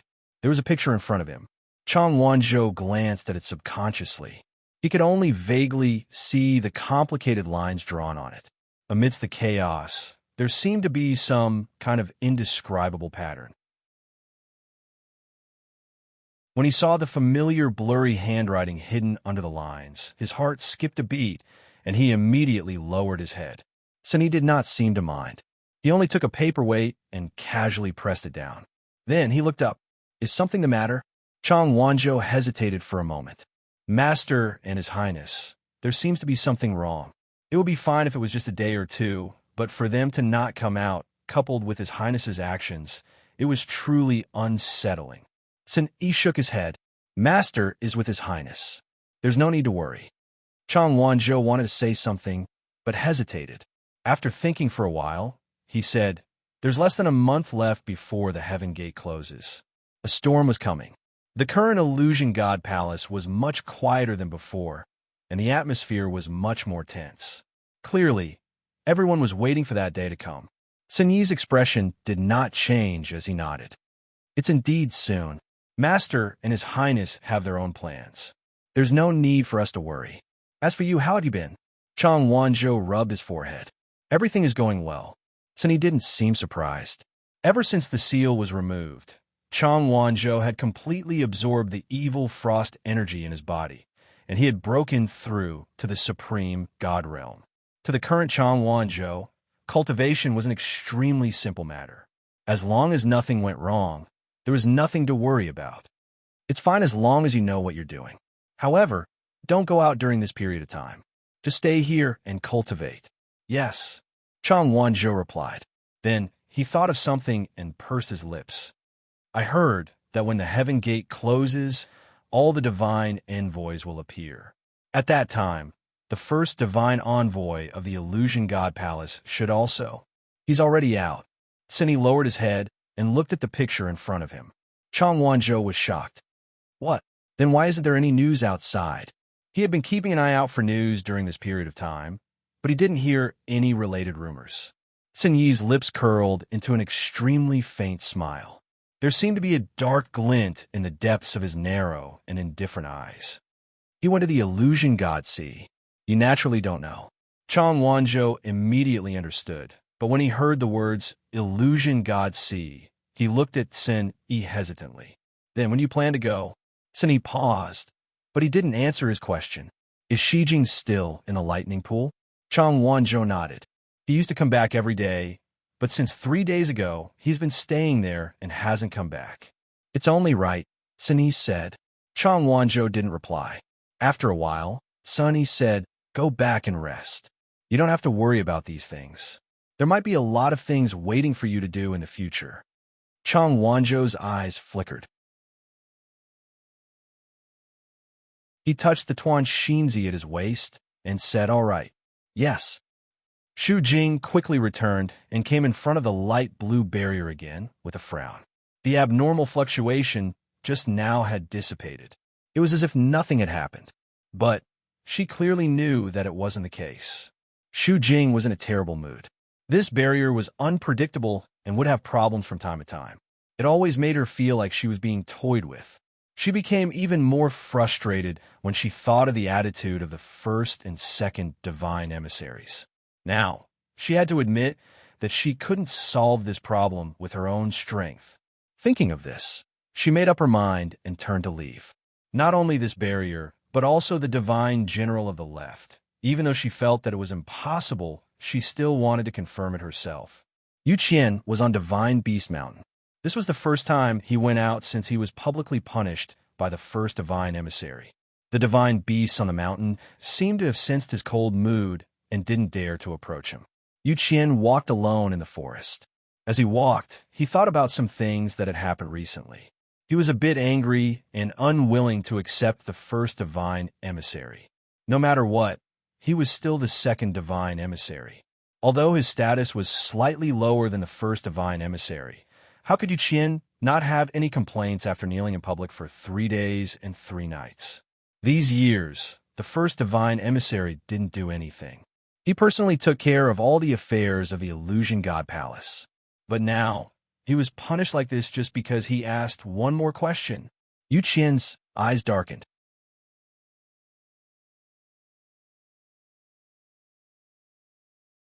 Chapter 2406. But Yu Qian didn't dare to show it. He knew very well that the strength of the first divine envoy was much higher than his. More importantly, the first divine envoy was the most valued and trusted person of the Divine Master. He had the support of the Divine Master. This alone was something that others couldn't compare to. Therefore, Yu Qian could only endure. Suddenly, his expression froze as he looked ahead. Who is it? He shouted sternly. A tall figure walked out of the forest. It was a young man with a strong and tall figure. He was even half a head taller than Yu Qian. He had a strong appearance and an outstanding temperament. It was an unfamiliar face. After seeing Yu Qian, the man in front of him was stunned for a moment before he nodded and saluted. Greetings, second divine envoy. Yu Qian's strength was extraordinary, and there was only one possibility that he would appear in this place at this time. Yu Qian quickly searched his mind and vaguely guessed the other party's name. Hua Shuang Shuang. Hua Shuang Shuang was a little surprised. Do you know me, second divine envoy? Yu Qian couldn't say that he knew him, but he had indeed heard of his name. Ever since Chu Luiwei successfully completed the star path and entered the palace of the illusory god, Yu Qian had specially investigated her subordinates. Hua Shuang Shuang was very tall and very recognizable, so Yu Qian quickly guessed. What are you doing here? Yu Qian asked coldly. The heavenly gate was about to close. Now, most cultivators were busy improving their strength. Why would they stay on the divine Beast Mountain? Hua Shuang Shuang was about to speak when a small head quickly appeared behind her and quickly shrank back. Yu Qian's eyes were very sharp. What's that behind you? Hua Shuang Shuang coughed. It's nothing. It's just a little guy. Little guy, Yu Qian suddenly laughed. Wind-stepping tiger? Hua Shuang's heart skipped a beat. Yu Qian's eyes were extremely sharp. Even if it was just a glance, he quickly recognized that it was a small wind-striding tiger. However, there didn't seem to be such a beast on the divine beast mountain. And where did the one on Hua Shuang's back come from? Yu Qian could clearly sense a familiar aura coming from the little wind-stepping tiger. After thinking for a while, he suddenly thought of something. Is this the cub left behind by that animal? When he was bitten by the wind-striding tiger, he was extremely angry and killed it in a fit of anger. However, he did not expect that there would be a small one left behind. And now, it was following Hua Shuang. Yu Qian stretched out his hand. Give it to me. Hua Shuang didn't move. He knew all too well what the Yu Qian wanted to do. The little thing was lying on his back. It seemed to have sensed the dangerous aura coming from Yu Qian and was trembling.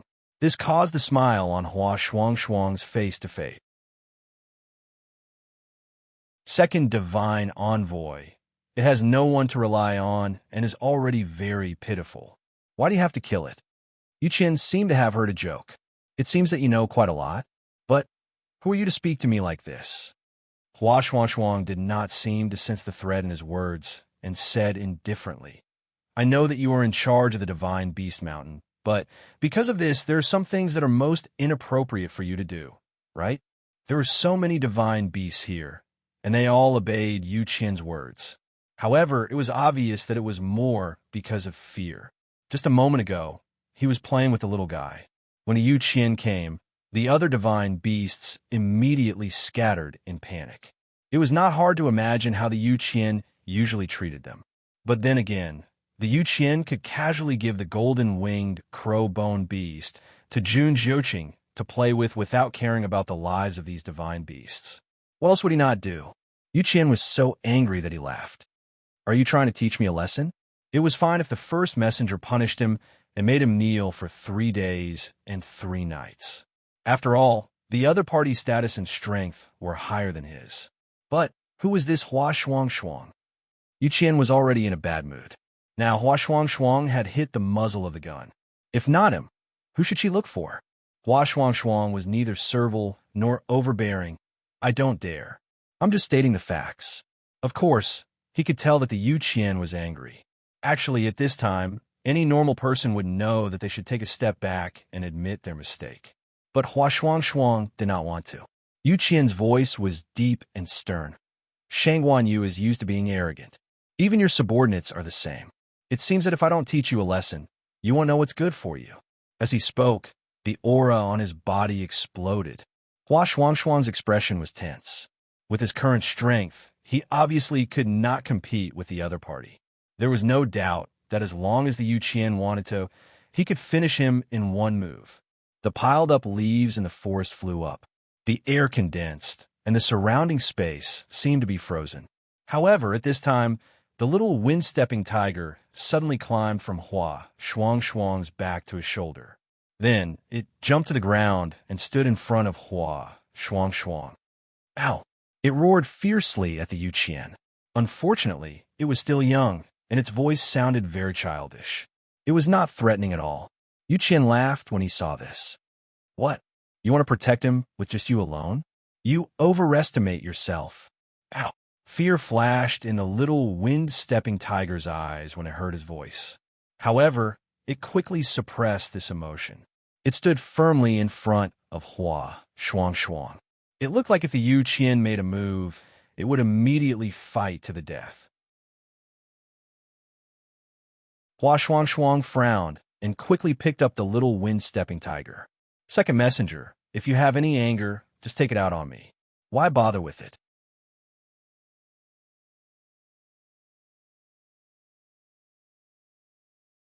Chapter 2407. Yu Qian didn't think much of it. After all, he didn't care about both humans and beasts. He couldn't do anything to the first divine emissary.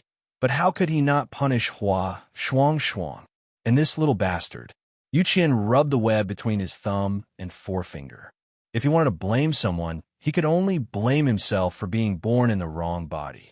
He had already killed the wind-striding tiger that bit him. This little one must be holding a grudge against him and wouldn't be able to be raised well. Since that was the case, he had to settle this once and for all. Therefore, Yu Qian's attitude was very firm. He glanced at Hua Shuang and sneered. How strange.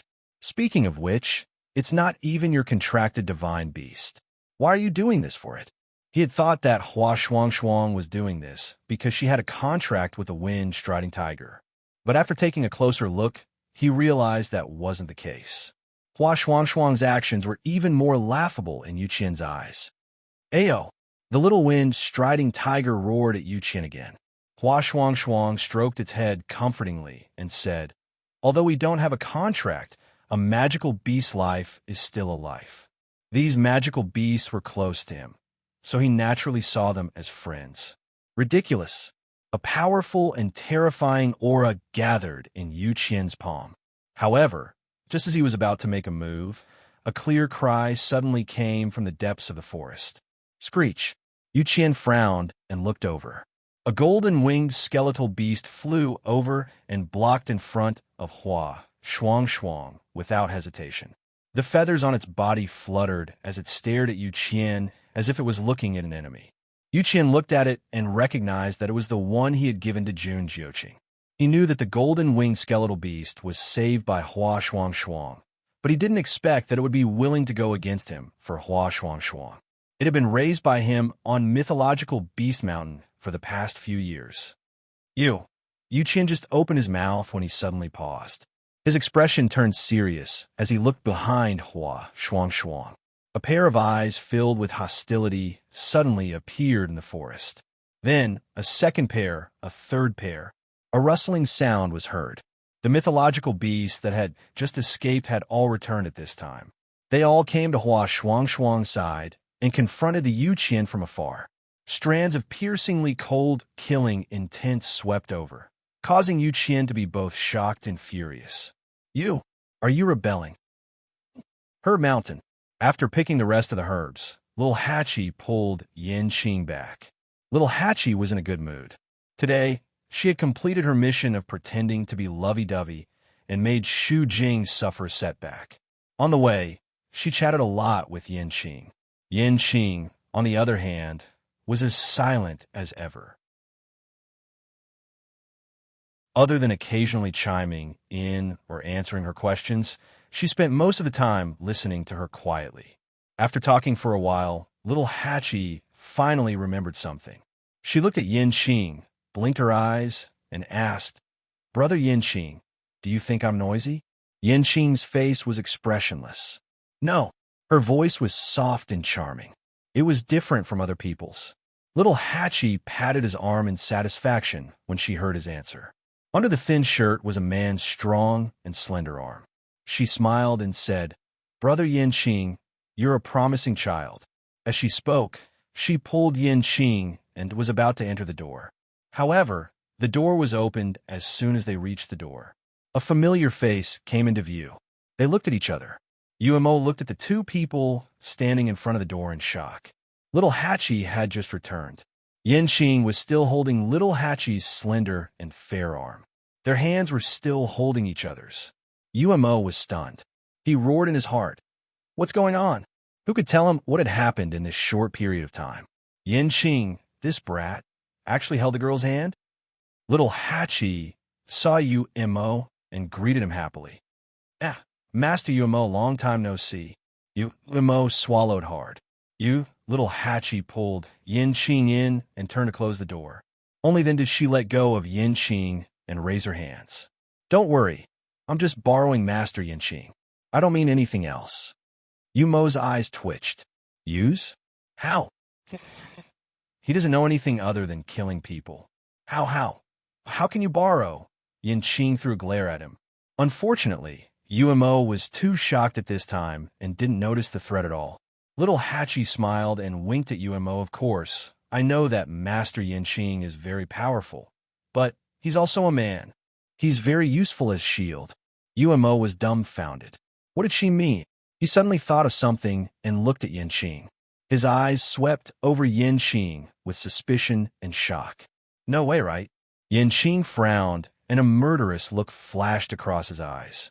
Yumo's strong desire to live finally made him come back to his senses, and he immediately retracted his gaze. Little Hachi had already walked into the courtyard. Master and His Highness haven't come out yet? Amo hurriedly explained. They're practicing chess and probably won't come out for a while. He also sensed the movements of his master and specially came to guard. Miss Little Hachi, do you have something urgent? No, I don't. Since they were busy, she would wait for a while. Little Hachi finished speaking and said goodbye to the two and returned to her room. Umo didn't rush to Yanqing until her figure completely disappeared behind the door. He tried to suppress his excitement and said, Brother, you're giving in. Digression, 6 p.m.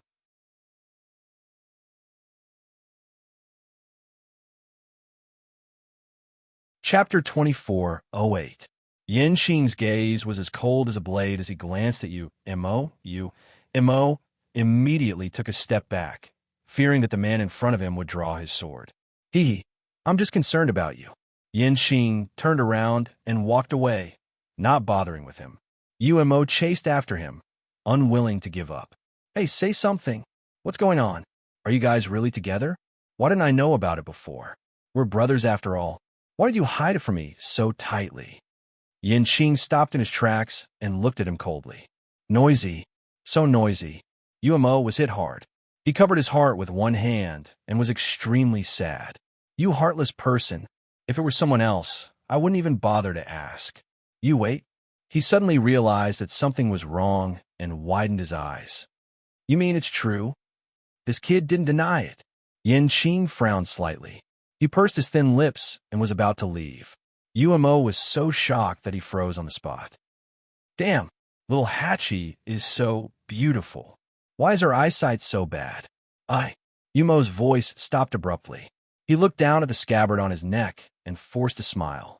He stretched out his fingers and carefully pushed it away. That cough, I was just joking. Didn't he just say something from the bottom of his heart? Did he have to be like this? What's more, this was the truth. Cough, tell me, what does Little Hachi see in you? Umo looked at him from head to toe and clicked his tongue. There are so many people chasing Little Hachi. What does she see in you? Your facial paralysis? Yanqing's gaze was so cold that it could kill. Umo raised his hands. I'm telling you, I'm here to protect my master. If you kill me, all these things will fall on your head. Yanqing kept his sword. Umo leaned forward and asked in a low voice. But speaking of which, does Little Hachi know your identity? Yanqing's expression froze. Umo snorted. I knew she wouldn't know. Now, even the master's identity had not been revealed. So how could they? I think Little Hachi has a short temper. You'd better be careful not to lie to her. Otherwise, in the future, Yanqing frowned. She has a good temper. Mo staggered and almost fell to the ground. What did you say? This brat. Had he forgotten how Little Hachi had chased after him and made trouble for him? Although Mo wasn't familiar with Little Hachi, he had heard a lot of rumors about her.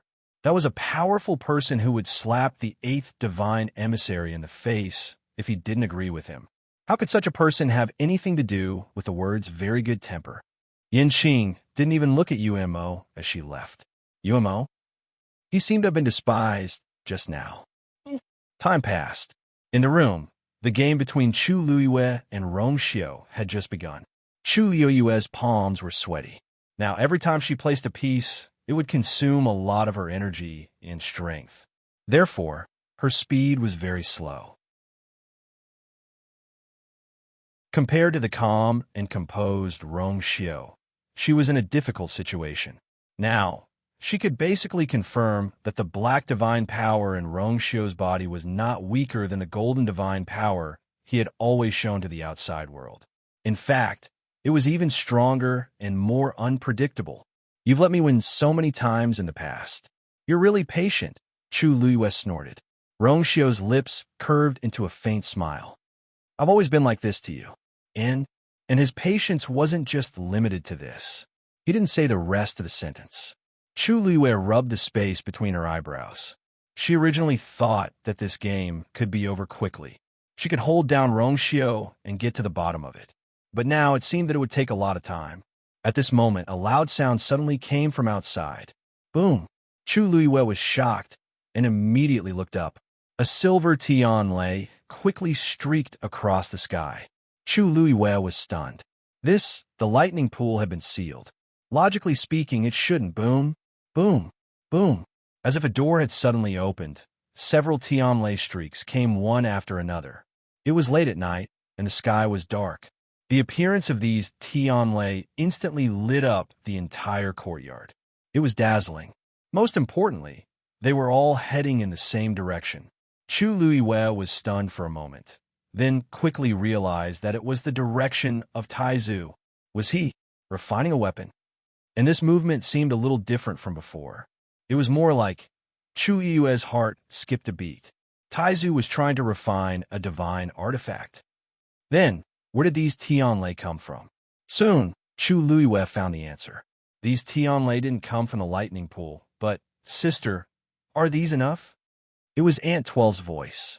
Chu Luiwe and Rongxiu sat by the window. They could see the situation in the courtyard when they turned their heads. Aunt 12 was standing in the courtyard, holding a broken longsword in her hand. Beside her stood Aunt 11. Unlike her, Aunt 11 held a long spear in her hand. But at this time, it was also in pieces. Aunt 11 rubbed it and threw it away. It's not enough. Senior Tang, Ku said before that divine artifacts are different from ordinary emperor and venerable artifacts. The amount of Tianlei needed is very shocking. This is nothing. Aunt 11 nodded obediently. Oh, she rolled the broken sword in her hand into a ball and gently placed it beside her feet. Then she took out a saber. Crack! That heavy and majestic saber instantly broke into two halves. Aunt 12 waved her hand, and several silver Tianlei gushed out and went straight ahead.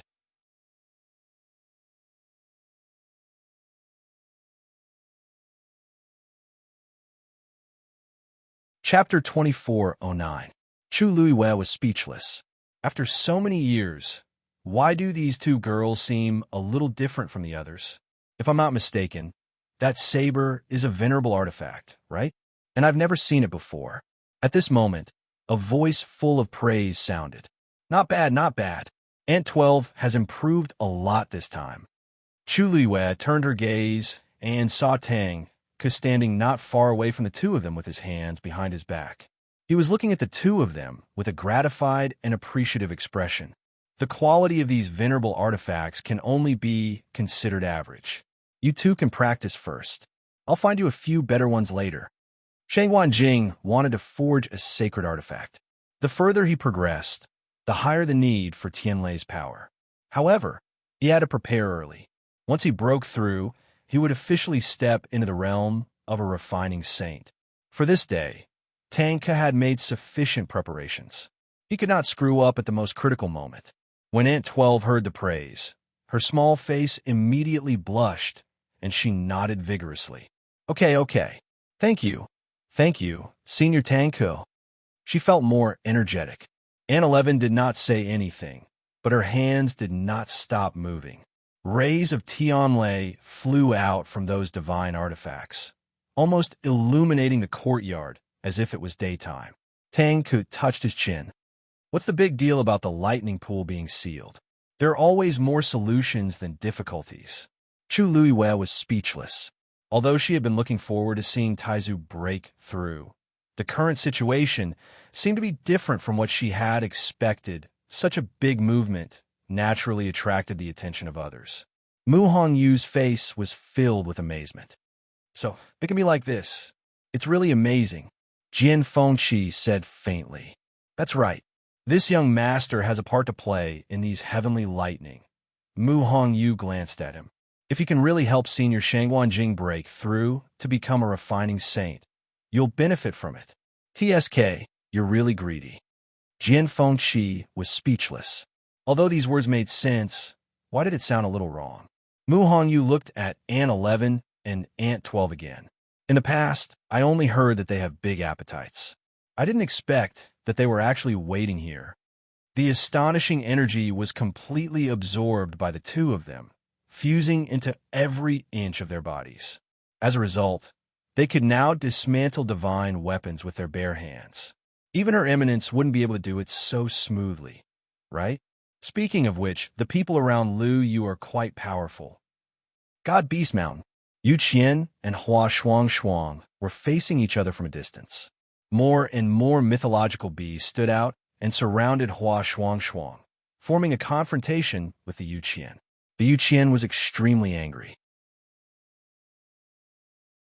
Just as he was about to attack, he suddenly heard a voice. Wait! Yu Qian frowned and turned around. When he saw who it was, a trace of astonishment flashed across his face. Patriarch Mao Zhan? Mao Zhan walked over with a smile. Second Oracle, you're finally here, waiting for me. After all, the other party was the patriarch of the Great Phoenix Dragon Clan. Yu Qian's attitude was still considered polite. Patriarch Mao Zhan, are you looking for me? Of course. I wanted to have a good chat with you some time ago, but you didn't leave the illusory God Palace, so I waited until now. Mao Zhan spoke as if he had just seen Hua Shuang. Oh, there's someone else here? His eyes swept across the mythological beast around Hua Shuang, and finally looked at Hua Shuang with a deep gaze. Hua Shuang cupped her fists and bowed. Greetings, Patriarch Mao Zhan. Mao Zhan waved his hand and smiled at the Yu Qian. Second Oracle, I wonder if it's convenient for us to talk? Yu Qian frowned quickly. After thinking for a moment, he nodded. Patriarch Mao Zhan, please. As he spoke, he stared at Hua Shuang. He couldn't touch him today, but there would be plenty of opportunities in the future. Mao Zhan didn't seem to notice the subtle atmosphere between the two. Second Oracle, please. Then, Yu Qian and Mao Zhan left together, leaving only Hua Shuang and the other mythological beasts. After the threat disappeared, Hua Shuang exhaled softly, but for some reason, there was still a breath in his chest. It was uncomfortable and couldn't go up or down. Ow! The little wind-stepping tiger shouted in his arms. Hua Shuang looked down and saw that the little thing was still trembling. It was obvious that it was still scared, but it still ran out without hesitation.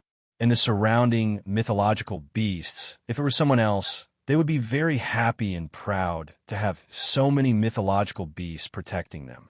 But now, Hua Shuang's heart was particularly heavy. When he saw the tragic death of the wind-stepping tiger last time, he knew that the second oracle in charge of the mythological beast mountain, Yu Qian, was not an easy person to deal with. Now that he saw it, it was indeed so. In his eyes, these mythological beasts were just objects that could be dealt with at will. He didn't care about them at all. Other than the wind-stepping tiger, there were many other mythological beasts that had similar or even worse situations. Hua Shuang took a deep breath. Thank you for this time. You can all go back.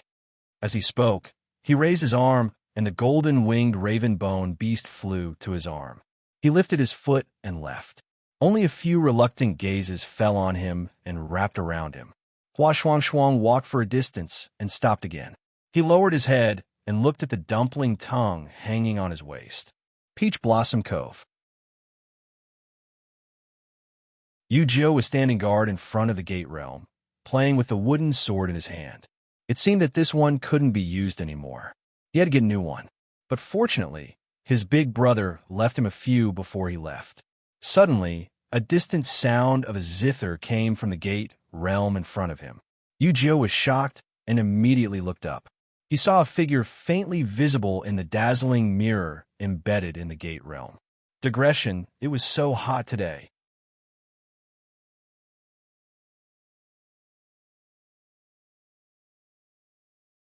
Chapter 24:10. It was the figure of a woman. The light was blurry, and he could only vaguely make out a rough outline. Yu Jiu's heart skipped a beat. He subconsciously tightened his grip on the wooden sword in his hand and stared at it. Ever since this mirror appeared in the gate realm, this was the first time something like this had happened. He stared at the figure without blinking, trying to figure it out. Unfortunately, the scene was too vague, and he couldn't tell what it was. A faint pressure gradually spread out, and it even made Yu Jiu feel a deep sense of reverence in his heart. However, in just a moment, the figure gradually dissipated. The dazzling light on the mirror shrouded over again, covering everything. It was as if everything was normal. However, Yu Jio couldn't relax. He had never felt such a shocking pressure before. How could there be such a figure in the mirror? And who was that person? Yu Jio was a little uneasy. However, for a long time, that scene didn't appear again. After a long time, he finally exhaled softly and looked back. On the horizon, a silver bridge stretched across the sky. It was quiet, majestic, and sacred. More and more Tianlei gathered. Shangguan Jing stood in the air. In front of him, there was a saber floating quietly. It was a long saber made of dark green copper. The blade was about 3 fingers wide and 1 finger thick. There was a groove on the back of the saber. At this moment, countless silver Tianlei came one after another and poured into the long saber in his hand. Sparks flew everywhere, and thunder rumbled. Shangguan Jing held his breath and stared at the long saber in front of him with full concentration, afraid that there would be a mistake. Originally, he thought that with the lightning pool sealed, there was no hope for this breakthrough. He didn't expect Ant 11 and Ant 12 to come and help. Also, there was Tang Ke. With so many external forces helping him, if he still couldn't succeed this time, then he really wouldn't have the face to face everyone. Everything had been going smoothly before. Now, there was only the most crucial point left, which was to summon the power of a chaos holy jade and pour it into it to refine into a saint. This step was easy to say, but it was extremely difficult to actually carry out. There were definitely many venerables in the Illusion God Palace. However, after so many years, there were very few who succeeded. Therefore, Shangguan Jing was extremely nervous. He raised his eyes and looked at the illusory God Palace that stood at the end of the horizon. Success or failure, it all depended on this. Then, he held the saber with both hands and poured the God power in his body into it. Chi! A glowing light suddenly flew out of the palace of illusory God, piercing through the dark sky and heading straight for Shangguan Jing. It's almost done. Seeing this scene, Tang Ke waved her fist, unable to hide her excitement. He was a weapon-refining saint, so he was naturally the clearest about this. This time, Shangguan Jing would definitely become a saint. The commotion attracted the attention of countless people. Swish! Swish! The sound of air being torn apart could be heard. Many people appeared one after another. They raised their heads and focused their gazes, following that streak of lustrous light. Someone is refining a sacred artifact. This movement doesn't come from the illusory God Palace. Looks like someone is about to break through to the weapon-refining saint realm. Wait, that direction, why does it look like as the gate of heaven closed, everyone was in a state of extreme nervousness? Now that there was such a huge commotion, it naturally caused an uproar among the crowd. At this time, even the slightest movement would attract a lot of attention, let alone something as big as breaking through to the weapon-refining saint realm. For a moment, countless people looked at Shangguan Jing following that streak of lustrous light. Soon, some sharp-eyed people recognized him. Isn't that Shangguan Jing? The one who came up with Shangguan Yu. He doesn't seem to have a bloodline totem. Why is he breaking through to the weapon-refining saint realm now? I heard that previously in the Divine Ruins world, he was an extremely top weapon-refining master. That's not right. Isn't the lightning pool already sealed? Where did those Tianlei come from? Shangguan Jing's breakthrough made many people envious and shocked. Even the origin of these heavenly lightning bolts made them extremely curious and confused. Ant 11 looked up and put away the divine artifact in her hand. It should be enough. Sister, is it enough? Ant 12 asked uncertainly. Ant 11 nodded affirmatively. Tang Ke also nodded in agreement. The number of Tianlei is enough. Now it's up to him. Since it had progressed to this step, there was no need to worry about the rest. Oh, okay. Ant 12 obediently put away the items. She seemed to have sensed something and looked up. At this moment, the streak of lustrous light broke through the air and landed on the long saber in front of Shangguan Jing. Boom!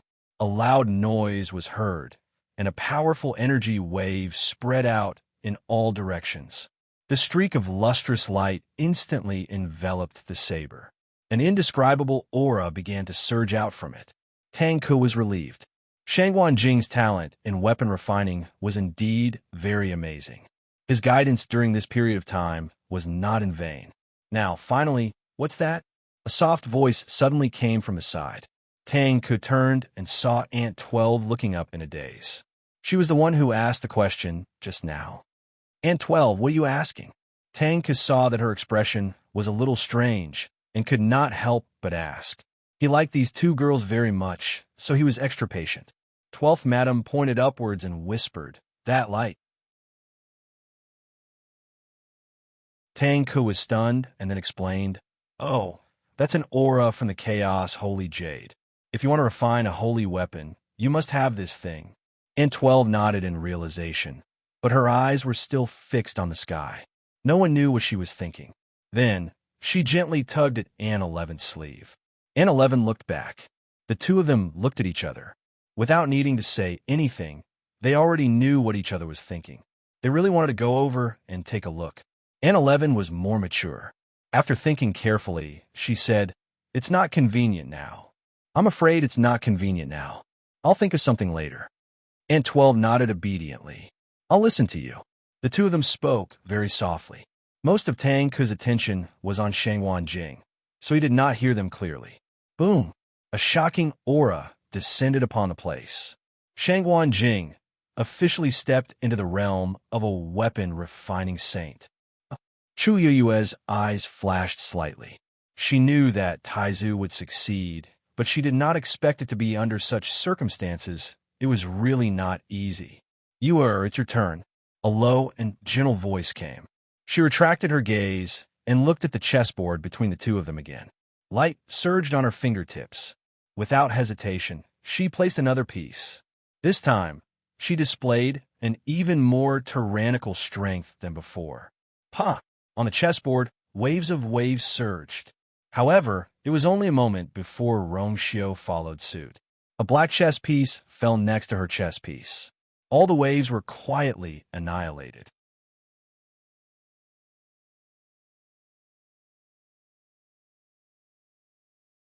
Chapter 2411. Chu Liyue pressed her forehead. It was the same thing again.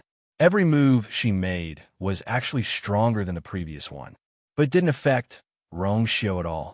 No matter how much power she displayed, he was able to quickly catch up and easily devour all of the energy waves she stirred up. This was an all-around suppression. Chu Liyue had never felt like this before. It seemed that no matter what she did, she couldn't bridge the gap between the two of them. She had long known that the man in front of her had been hiding his strength intentionally or unintentionally, so she didn't dare to relax or neglect him. But now, Rongxiu saw that she didn't move for a long time and raised his eyebrows. "Why? Don't you want to play?" "I'm destined to lose," Chu Liyue said softly. Not only would she lose, but she would lose miserably. Even if the two of them had just started, she could already see the ending. Rongxiu looked at her quietly. The bright light outside the window shone on her face through the window. Her skin was like jade, and her eyes were like stars. She lowered her eyes slightly, and her thick and curly eyelashes fluttered slightly. After a while, she chuckled softly. "Even if I lose, I have to be clear about it. Besides, she wouldn't admit defeat until the end." Rongxiu's lips curved up into a smile. He already knew her answer and choice, so he was never worried that she would choose to give up in the middle. This was her. Chu Liyue took a deep breath. "Continue." Swish! Shangguan Jing held the long saber in his hand and made a light slash. The void in front of him was instantly cut open. His eyes lit up. A divine artifact was indeed extraordinary. He sorted out his emotions and flew down under the gazes of countless people around him. "Senior Tang Ke, thank you." He came to Tang Ke and the others, cupped his fists, and thanked them solemnly. If it weren't for Tang Ke's help, he didn't know when he could take this step. Tang Ke waved her hand with a smile. "Why are you being so polite? You were able to break through to become a refining saint mainly because of yourself.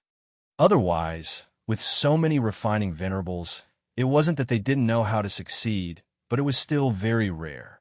The guidance and help of others only played a supporting role. In the end, the most important thing was still the person. Even without him, Shangwan Jing would be able to break through to become a refining saint sooner or later. If you really want to thank someone, you should thank these two girls. Tang Ke laughed and said, if they hadn't helped you gather so many heavenly thunders, there would have been no other way. Shangwan Jing also laughed and said seriously to the two girls, and 11, and 12, it's all thanks to you. 12 blushed and waved her hand. No, this was Masters Taizu. They were already very happy that they could do something to help. 11 said,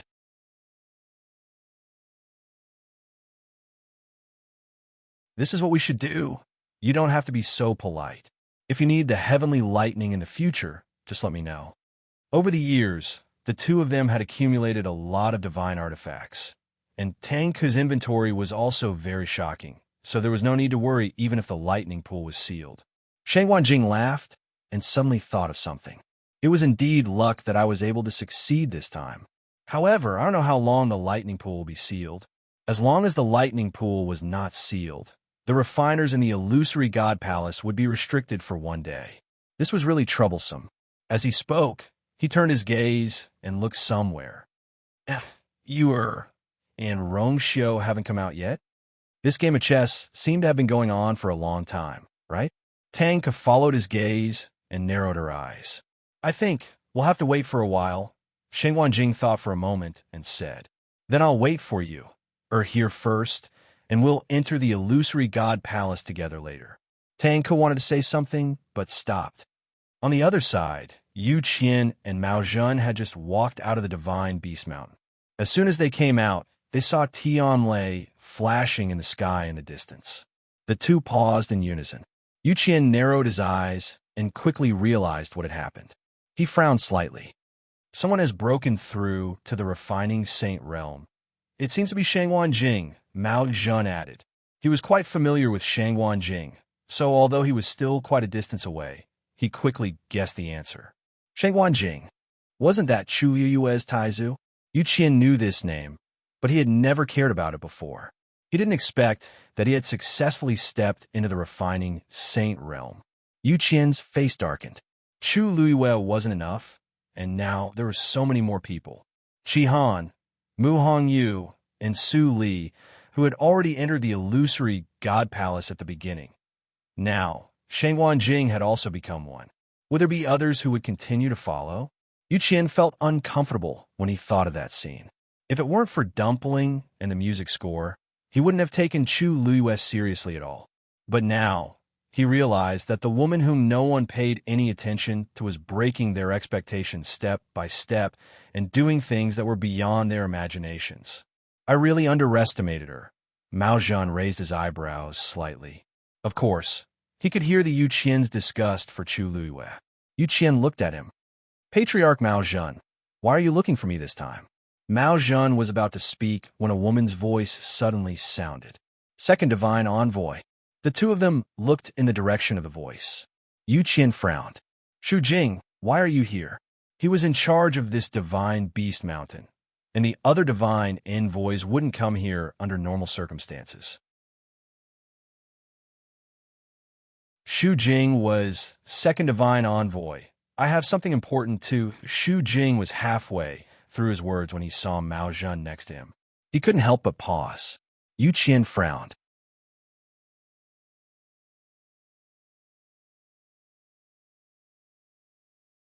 Chapter 24:12. Mao Zhen said that he had something to discuss with him, and Shu Jing actually followed him. How could it be such a coincidence that everything happened at the same time? Then who should he listen to first? Shu Jing glanced at Mao Zhen and said softly, Second Divine Envoy, it's about the Herb Mountain. Yu Qian's heart skipped a beat.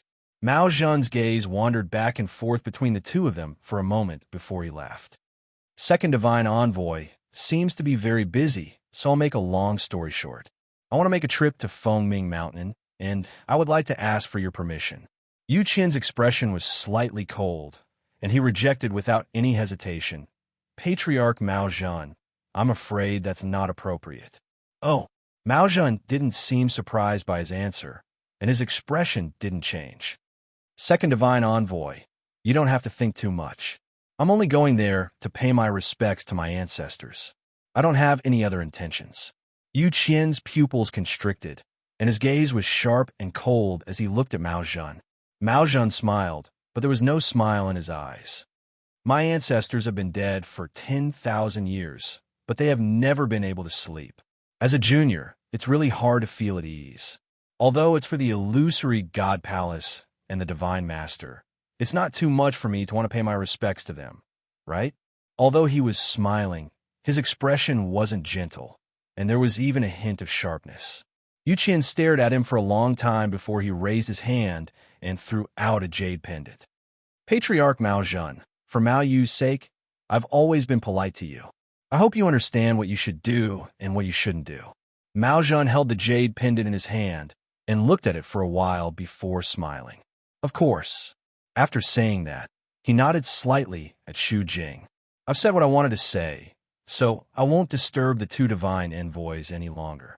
Then, he left without any reluctance, and his figure quickly disappeared from their sight. Xu Jing frowned. Second divine envoy, Mao Zhan is the patriarch of the great phoenix dragon race. I'm afraid it's not appropriate for you to let him go to Foaming Mountain just like that, right? What if he wouldn't dare? Yu Qian's tone was firm. He didn't seem to want to talk about this, and changed the topic. You mentioned Mountain just now. What's going on? Xu Jing took a deep breath and briefly recounted what had happened. Seeing that Yu Qian's expression was getting uglier and uglier, Xu Jing's voice became softer and softer. She felt guilty, but she also knew that there was nothing she could do. Relying on herself, it was indeed impossible to solve the problem of the Mountain. Xu Jing knows that he is incompetent and has failed to live up to the expectations entrusted to him by the higher-ups. However, the Heavenly Gate was about to close, and there was not much time left. Xu Jing was worried that something would happen if this dragged on. So, I have no choice but to ask for your help. Xu Jing is willing to bear any punishment. I only hope that you and the First Oracle will consider it carefully. Don't wait until things are out of control before you deal with it. At that time, it will be really troublesome. Yu Qian was indeed very angry with Xu Jing, but her words were not without reason. This was a matter of great importance. Although they were angry, they could not really stay out of it. Yu Qian was silent for a long time. Then, he said coldly, You didn't look for the First Oracle about this matter? Xu Jing looked hesitant. I have already begged the First Oracle several times before, but he refused to even meet me once, let alone this matter. In desperation, she could only turn to Yu Qian for help. Yu Qian suddenly laughed. His voice was emotionless. If you can't solve it, then this matter should be handed over to the First Oracle. After all, I am only the Second Oracle. There are many things that I can't intervene in. Xu Jing was a little confused. Wasn't the Second Oracle in charge of the illusory God Palace all these years when the First Oracle was in seclusion? Why was he suddenly shirking his responsibilities now? What was going on? Xu Jing had known Yu Qian for a long time. She knew very well that Yu Qian would definitely be happy to solve these matters. But his attitude now, was it because the First Oracle punished him by kneeling outside the door for 3 days? She muttered, but the First Oracle is unwilling to do anything. If even you, then what should we do if something really happens? The consequences were not something that she could bear alone.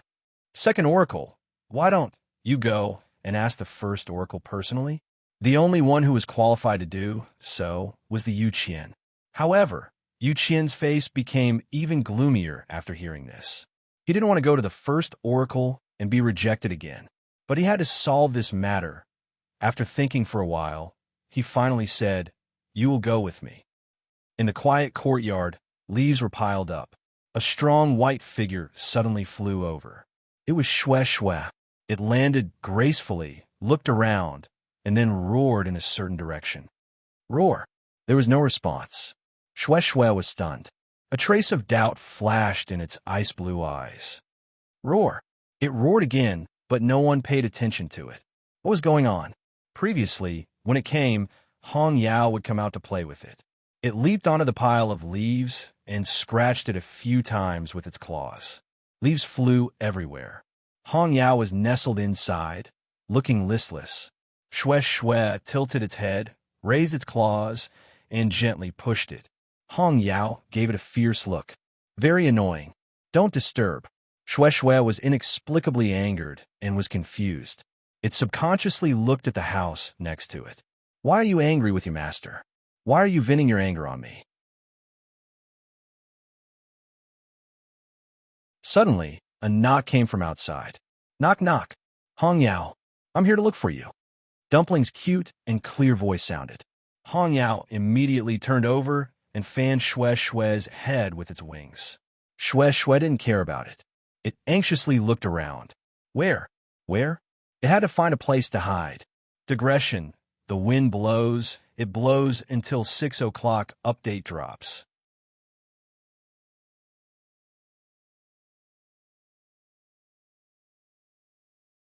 Chapter 24:13. Puff, Shue Shue plunged into the pile of fallen leaves. Hong Yao glanced at it and looked at its exposed snow-white tail with disdain. What a waste of such a big head. Its brain was also not very bright. Hong Yao raised its wings and helped Shue Shue, which was rare. It piled the fallen leaves on Shue Shue's body and barely covered it. After tidying everything up, it flew outside. It couldn't open the door, so it could only fly in the air. Bang! The red demon bumped into the barrier. Dumpling, who was waiting outside the door, heard the sound and looked up. With a light tap of her toes, she flew into the air, only separated from Hong Yao by a barrier. Hong Yao turned around and glared at Mooching's room. Hey! It shouted angrily. After a while, a hole finally opened in the barrier. Hong Yao immediately flashed out. Tuanzi brought over at once. Hong Yao. She followed Hong Yao's line of sight and glanced over. Although she couldn't see anything, Dumpling was still angry at the thought that Mu Qinghe was inside. If it weren't for Hong Yao, she wouldn't have come here again. Suddenly, Dumpling glanced at the courtyard from the corner of her eyes and was slightly stunned. Just now, why did she feel that there was a familiar aura? Her little brows furrowed slightly. Logically speaking, there shouldn't be anyone else here except for Mu Qinghe and Hong Yao, right? Then, just now, just as she was thinking, Dumpling felt that something was pulling the corner of her dress. It was Hong Yao who was dragging her out. It was not appropriate here. She'd better find another place to talk.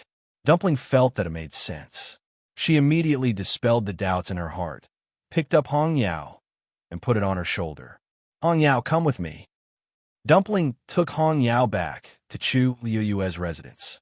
Although there weren't many people in the palace of the illusory god, none of them were simple. If they saw Dumpling and the red demon together, it would cause some trouble. Therefore, after thinking for a while, Dumpling decided to take Hong Yao back. Even if it was Mu Qinghe's magical beast, it was still her friend. During this period of time, Dumpling had been struggling with this matter for a long time. In the end, she still felt that she couldn't break off her friendship with Hong Yao. Instead of suffering like this, it was better to take the initiative to attack. So today, while Chu Liyue was not in the palace of the illusory god, she went to find Hong Yao. When he returned to his residence, Chi Han was still guarding the place. However, when he saw that Dumpling had brought Hong Yao back, his expression didn't change much. Instead, he let them in directly. After entering the room, Tuanzi closed the door and asked straightforwardly, Hong Yao, break the contract with Mu Qinghe? Hong Yao was stunned. In fact, it had already guessed Dumpling's thoughts, but when it heard it for real, it still felt a little shocked. Seeing that Hong Yao was silent, Dumpling leaned over and asked, Is it because he won't let you go? Then I'll go find him later. Hong Yao shook its head. Dumpling frowned. Hong Yao, he doesn't treat you well at all. Why do you continue to stay with him? Come back and stay with us. And you. Isn't that good? She really felt that Hong Yao was not good at all with Mu Qinghe. If it could come back and continue to be with them, that would be the best. A light flashed across Hong Yao's eyes, but it quickly dimmed down. If it could, of course, it also wanted to do so. But Hong Yao was silent for a long time and finally shook its head dejectedly. Dumpling looked at it in a daze. She had thought that Hong Yao would definitely agree to her proposal. Even if it didn't agree, it must be because it was afraid of Mu Qinghe. But now, it seemed that Hong Yao was unwilling to do so. Why? Dumpling was puzzled. Hong Yao, why? Although Mu Qinghe was its master, you had been very good to it all these years. Didn't it always want to follow you? Hong Yao turned its head away and refused to speak. Dumpling moved her head closer, and Hong Yao turned its head away.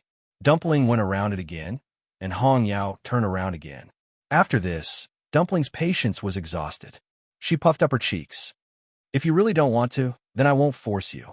Although she was a little puzzled, Dumpling couldn't get angry in her heart.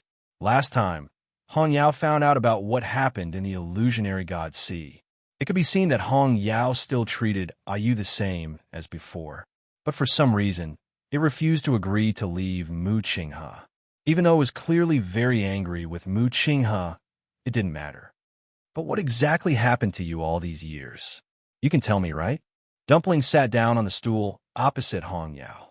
Also, Hong Yao, did you already know that Mu Qinghe betrayed you back then? Hong Yao immediately shook its head frantically. How could it do this to you? Dumpling stared at it closely. You're his contractual fiend. You should know something, right? Hong Yao's eyes flashed with a hint of struggle. Shihan stood outside the door. The illusionary god palace was as cold and lonely as ever. His eyes were deep, and the scar on his face added a bit of coldness to him. No one knew what he was thinking. Bang! The sound of a door being opened was heard. Shihan turned around and saw a green shadow flying out quickly. Then, Dumpling also ran out, stood by the door, and shouted, "Go away! Don't come back if you leave. I won't talk to you anymore." Her small face was flushed red with anger, and her grape-like eyes were filled with glistening tears. Shihan frowned. Did she quarrel with Hong Yao?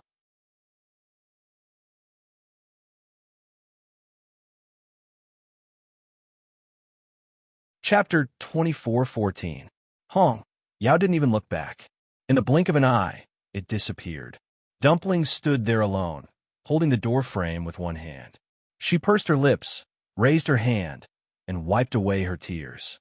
Then, she turned around and went back into the house. Bang! She slammed the door shut without hesitation. Obviously, she was very angry. Shihan frowned even more. When they came back together, everything was fine. How come the blink of an eye? He hesitated for a moment, then walked over and knocked on the door. Dumpling, since his master wasn't around, he had to take care of her. After a short silence, a sobbing sound came from the room. Woo-woo, Shihan paused. After thinking for a while, he swallowed the rest of his words and continued to guard the door. Yu Qian and Xu Jing soon arrived in front of Mu Qinghe's courtyard. Looking at the still, tightly shut door, the two of them looked at each other. Both of them had suffered here before. At this time, they were naturally more afraid. But this matter had to be resolved. Yu Qian raised his chin at Xu Jing. You could talk about the trouble in the Herb Mountain yourself. Xu Jing's heart skipped a beat, but he didn't dare to say anything. He could only walk forward. She knew that Yu Qian had been punished to kneel for 3 days and 3 nights. It was already very rare for him to come with her. She didn't dare to ask Yu Qian to do anything else. However, just as she arrived in front of the door, before she could speak, she suddenly heard the sound of wings flapping. She subconsciously looked up and saw a green sparrow covered in green flames. It crossed the barrier and flew into the courtyard. Xu Jing was shocked. Then, she quickly turned around and looked at Yu Qian. Second Oracle, did you see that just now? It seemed to be a 9th-grade green sparrow. Yu Qian also frowned. When did such a magical beast appear in the palace of the illusory god? And it seemed to have a close relationship with the first oracle. Otherwise, it would never fly into this place. The first oracle has a contracted magical beast. When did this happen? Xu Jing looked confused. None of the divine envoys had a contract with a magical beast. Only the second divine envoy, Yu Qian, was in charge of the mythological beast mountain. But now this. Yu Qian shook his head and said in a deep voice, I don't know about this. After a moment, he urged, forget it. This is not something that you and I can ask about. It is better to report the matter as soon as possible and let the first messenger make a decision. Shu Jing could only nod. Yes. She took a deep breath, turned around, and bowed respectfully. First Oracle, Shu Jing has something important to report. A moment later, an indifferent and cold voice came from inside. I already know about the barrier. You can go back now. Shu Jing choked. She hadn't said anything yet, but the first divine emissary already knew. Yu Qian's expression also changed. Over the years, the first oracle had almost never come out. But many things in the illusory god palace didn't seem to escape his control. This also made Yu Qian secretly shocked again. He thought that the first oracle had made up his mind to delegate power, but in fact, he didn't have this intention at all. How could he compete with such a person? Yu Qian suppressed the chaotic thoughts in his heart and took the initiative to ask. First oracle, this matter is of great importance. Shu Jing alone can't solve it. You don't plan to do anything? The gate of heaven is about to close. The voice continued to sound. I have my own plans. With just a few words, he had already expressed his attitude. Shu Jing and Yu Qian exchanged glances and saw a bit of confusion in each other's eyes. At this point, the first oracle still didn't show up. He said he had his own plans. What did he mean? Shu Jing wanted to continue asking, but Yu Qian had already spoken. Yes, we know. After saying that, he gave Shu Jing a look. The two of them left in unison. After walking for a while, Shu Jing couldn't help but ask. Second oracle, what do you think the first oracle is planning to do? So many things have happened in the illusory god palace during this period, but he refused to show up. He can't be like this when the gate of heaven closes, right? Impossible. Yu Qian immediately denied her guess. At that time, even the emperor will descend, let alone him. We just have to wait. Anyway, they had already said what they needed to say. If something really happened, it couldn't be completely blamed on them. Hearing that name, Shu Jing suddenly felt a deep sense of respect and fear. Immediately, she suddenly thought of something and asked hesitantly. By the way, there's something. Second oracle, do you know what the left divine general has been busy with recently? Yu Qian glanced at her. How would I know this? The left divine general and the right divine general were the emperor's most trusted confidants. They were also the two strongest generals under him. Their status was respected and their strength was unfathomable. Even he didn't dare to treat them casually in front of those two. How would he know this? Shu Jing nodded with some disappointment. In fact, she had already expected this result, but she was unwilling to accept it and still wanted to ask clearly. Why are you suddenly asking this? Nothing. Shu Jing forced a smile and casually came up with an excuse. But who was Yu Qian? He could see Shu Jing's thoughts clearly, but he didn't point it out. It's almost time. At that time, they will definitely appear with the emperor. If you're not in a hurry, just wait patiently. Yes. Waiting was always especially unbearable. Shang Wanjing glanced at the room again in confusion. It's been so long. These two, this game of chess, haven't they finished yet? In the room, Chu Liues stared at the chessboard in front of her. Her lips were slightly pale. She rubbed the chess piece in her hand and suddenly thought of something. She looked up at the man opposite her. It was also you in the Red Moon Desert. Rongxiu's lips curled up slightly, but he didn't comment. Chu Lua paused. Debao and the others knew your identity long ago. Digression, if there was a secret that needed everyone to hide together, what would it be?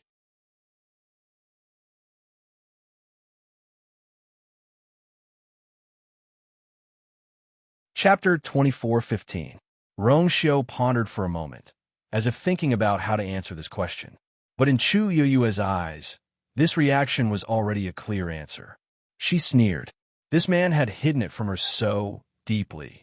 But anyway, Debao and the others had done similar things a long time ago. When she came to the illusory god palace for the first time and saw the Xian formations on the star path, she knew that some things were no longer under her control. In contrast, she quickly accepted Rongxiu's identity as the first master. Rongxiu paused and said, They didn't know about what happened to Yao Chun at the beginning. Chu Yue's eyebrows moved slightly. What does this mean? She narrowed her eyes slightly and fixed her gaze on the man in front of her. Rong Xiao. Why are you suddenly telling me this at this time? Chu Luiyue asked softly. First Master, if Rong Xiao didn't take the initiative to say it, she probably would never have thought of it. It didn't seem to matter, even if these things were to be buried under the dust of time. But he still said it, and at this time. Rong Xiao smiled. There are some things that you will know eventually. In the past, he didn't want her to know and did everything possible to hide it. But now, he still had to say it. Rong Xiao thought of something, and a layer of darkness covered his eyes. Bright, flowing lights flickered and were reflected in his eyes, silently gathering. Chu Luiyue couldn't see through it. Rong Xiao was very thoughtful. Although she thought the same as this man most of the time, when he didn't want to show anything, no one could see through his thoughts, including her. Rong Xiao suddenly asked, aren't you angry? Chu Luiyue rested her chin on one hand and rubbed the chess piece thoughtfully with the other. Why should I be angry? Although you hid it from me, didn't you tell me now? She was actually not particularly concerned about this matter, because she knew that he would never hurt her. This was an absolute certainty that came from the depths of his heart, a will that was even engraved in his bones and blood. But after this round, you have to answer all my questions truthfully. Rong Xiao's lips curved up. Of course. Chu Luiyue made up his mind and finally put down the chess piece in his hand. Time passed. These two children haven't come out yet. Are they planning to wait until the divine gate closes? In the courtyard, Shang Wanjing sat on a stone bench, speechless.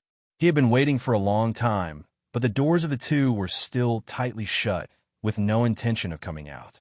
Apart from the fluctuations that he could faintly sense from the barrier, there was nothing else. After thinking for a moment, he suddenly stood up. Forget it. I'm not waiting anymore. He should first go to the illusory god palace to take a look. He knew that Duga Ma Bao and Lan Shao were trapped inside. Previously, he wanted to wait for Chu Luiyue because he wanted to go with her and see if they could cooperate to find some clues. But now that she had not come out, she would probably be busy for a while. He could not wait any longer. Senior Shangwan, are you going to the palace of the illusory god? A crisp voice could be heard all of a sudden. Shangwan Jing turned his head. An 11? Yes, what's wrong? An 11 thought for a moment and shook her head. My sister and I also want to go to the palace of the illusory god, but it might be a little difficult. Shangwan Jing was a little curious. I heard the two of you talk about this before. Why? Are you curious about what it's like inside? Why don't I come back later and tell you about it? An 11 shook her head. No, it's just... She was not curious.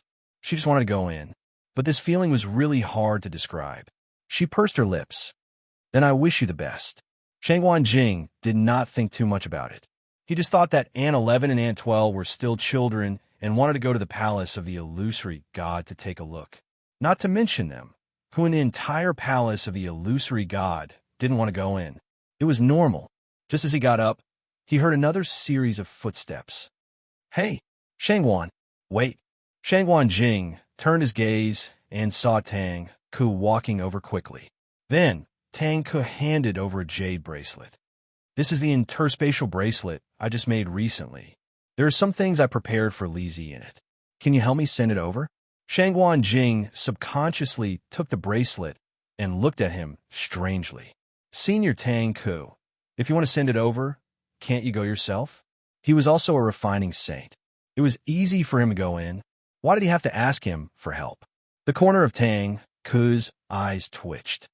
I still have something to deal with, so I may not be able to go for the time being. Shangwan Jing looked suspicious. Something? What could happen to him? If it was before Tang Ku was mostly helping to guide him, it would be understandable. But now, he had successfully broken through to become a refining saint. Logically speaking, Tang Ku should be free, right? Besides, everyone knew how Tang Ku treated Su Li. He clearly missed Su Li very much, but he refused to go to the palace of the illusory god. Senior Tang Ku, is it inconvenient? Shangwan Jing asked tentatively.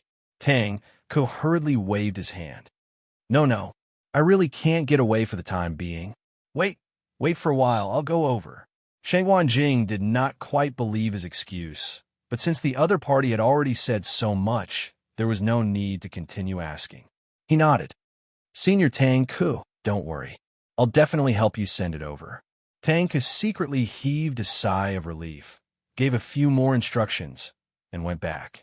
The door was closed. Shangguan Jing was stunned. It seemed that Tang Ku really did not plan to go now. He put away the bracelet and headed in the direction of the palace of the illusory god. Shangguan Jing entered the palace of the illusory god very smoothly and quickly found Su Li's residence. He asked you to send it over? Su Li played with the bracelet in her hand. Her usually gentle eyebrows were tinged with interest at this time. It seems that he's really busy. Shangguan Jing was speechless. Why did he suddenly feel cold? But fortunately, Su Li still accepted the bracelet. She raised her head and asked, "How is little Yuer now? I haven't seen her these few days." Shangguan Jing briefly explained the situation to him. Su Li suddenly understood. "I see, but Holy Sun is really strange. Why does he want to play chess with little Yuer at this time?" Shangguan Jing shook his head. Both of them have their own ideas. Maybe they have other plans. And Rongxiu's strength is tyrannical. The two of them can also improve their strength by exchanging pointers. He was also familiar with Rongxiu. He deeply knew that the strength he displayed was far from what it seemed on the surface. Su Li nodded and said, "You're right. But now little Yuer has finished walking the Star Road and comprehended all the Xian formations on it. Logically speaking, she's already very powerful. After a while, the gate of heaven will close. I don't know if she can ascend to heaven and become a god at that time."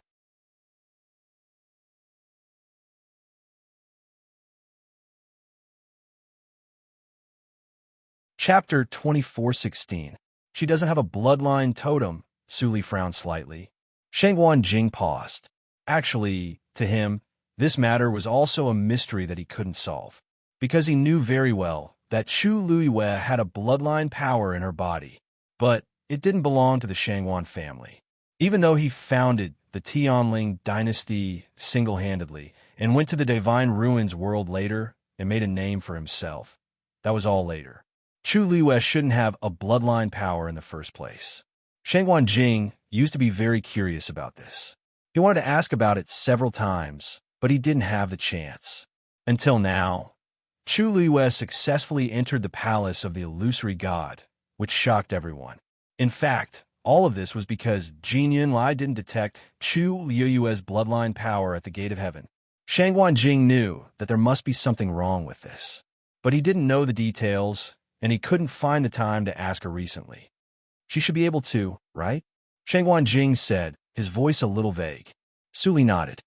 That's true. It's hard to say. After all, those divine envoys said that she couldn't open the door of the palace of the illusory god. But isn't she fine now? Chu Liwei had too many trump cards and secrets. Shangguan Jing changed the topic. By the way, I wonder if Mr. Su has found anything while you're here? Su Li sighed helplessly. The palace of the illusory god is heavily guarded. It's really hard to find out. That's true. Shangguan Jing wasn't surprised by this result. This matter couldn't be rushed. If it was really so easy to find, then he would suspect that there was something wrong with the palace of the illusory god. But Su Li suddenly thought of something, and her expression changed slightly. But what? I saw someone go to the Chaos Holy Jade. Hesitation appeared on her face. Shangguan Jing's expression froze. What's going on? Is there something wrong with the Chaos Holy Jade? The missing piece was now in Chu Liuyue's hands. He couldn't help but worry. Su Li held her breath and shook her head. Actually, it's not the Holy Primal Chaos Jade. It's the white jade pillars at the side. I saw someone go over there and add something to them. Shangguan Jing was dumbfounded. Due to the distance, I couldn't see it very clearly. I only saw that after that thing was added, the flame on the white jade pillar burned even more vigorously than before. Su Li bit her lip. Shangguan Jing frowned as countless guesses flashed through his mind. When he came in, he had an impression of those white jade pillars. He paused for a moment and said slowly, this doesn't seem to be wrong. Wasn't the flame on the white jade pillar burning all the time? That's the problem. Su Li's voice became softer. I've already asked Xiao Ran before, and he said that these white jade pillars were indestructible 10,000 years ago. There is no need to add anything at all. You mean this? Xiao Ran, who was lying lazily in his courtyard, paused when he heard the two's question. He sat up with a toothpick in his mouth. Yeah, it's always been like that. He raised his chin and looked in the direction of the illusory God Palace's main hall.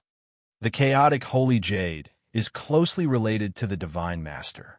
The flame on those white jade pillars was also nourished by the Divine Master's own divine power. That's why it hasn't been extinguished for 10,000 years. Is there a problem? Shangguan Jing and Su Li looked at each other.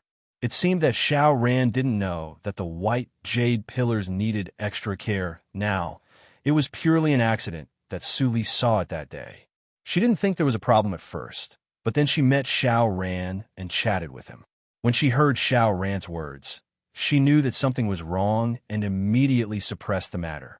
When she asked again today, as expected, "What's with your expressions?" Xiao Ran bit the toothpick and looked back and forth between the two. Everyone in the illusory God Palace knows about this. Oh, right? You just came here not long ago, so it's normal that you don't know about this. Su Li showed a look of understanding, and her eyes darkened. I see. In that case, there really was a problem. At this moment, a gust of wind blew. Something fluttered down from the sky. Su Li looked up curiously and reached out to catch the thing. She was stunned. This was a peach blossom. It was pinkish white with pink petals and a swaying stamen. It was just right. Su Li was wondering where this thing came from when Xiao Ran suddenly stood up and looked at the peach blossom in her hand in shock. How could this be? Su Li and Shangguan Jing were both puzzled. What? What's wrong? Is there something wrong? It was just a peach blossom. Although it was a little strange that it appeared here, there didn't seem to be such a big reaction, right?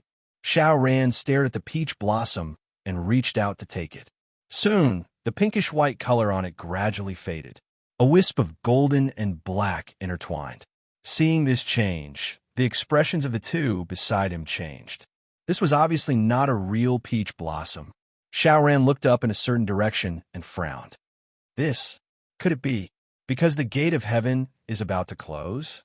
This was a peach blossom in the abandoned garden. But why would it be blown here? He remembered that Chu Luiyue had mentioned this to him before. At that time, he only said not to be too involved with it. But now, it seemed that there was a problem with the abandoned garden. Xiao Ran? Xiao Ran. Su Li waved her hand in front of Xiao Ran. Only then did he come back to his senses. His expression was still complicated. Don't ask anymore. This matter. Don't mention it again. The two of them exchanged glances.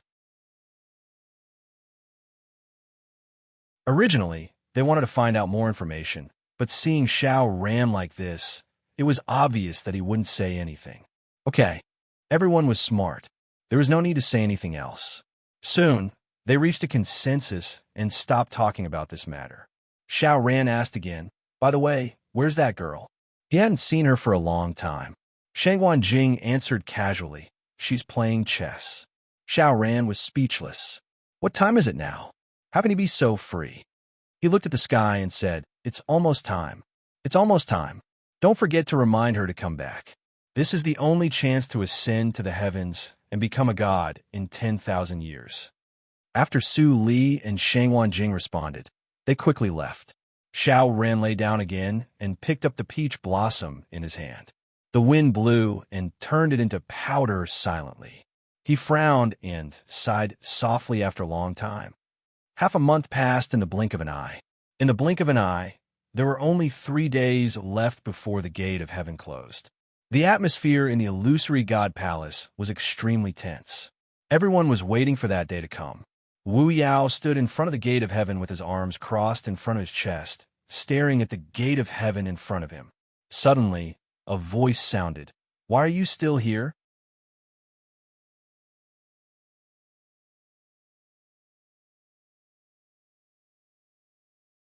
Chapter 24:17. Wu Yao turned around and saw a familiar face. The corners of his lips twitched as he smiled. Oh, why is the 11th oracle here? He glanced outside the heavenly gate. No one had come up yet. It had been a year since the heavenly gate opened. Those who could come up would have come up long ago. Qiu Tong looked at him coldly. I should be the one asking you that. You've been coming here every day for the past few months. What do you want? He had been paying attention to Wu Yao for a long time. He didn't cultivate or go anywhere else. It was as if he was going to stay here forever. At first, Qiu Tong was worried that he wanted to do something, but after staring at him for a while, he realized that Wu Yao really didn't do anything. He just stood there and looked at the heavenly gate for an entire day or even a few days. The heavenly gate had been like this for 10,000 years. What is there to look at? Qiu Tong was unhappy about this. However, Wu Yao had never done anything out of line, so he couldn't be too harsh on him.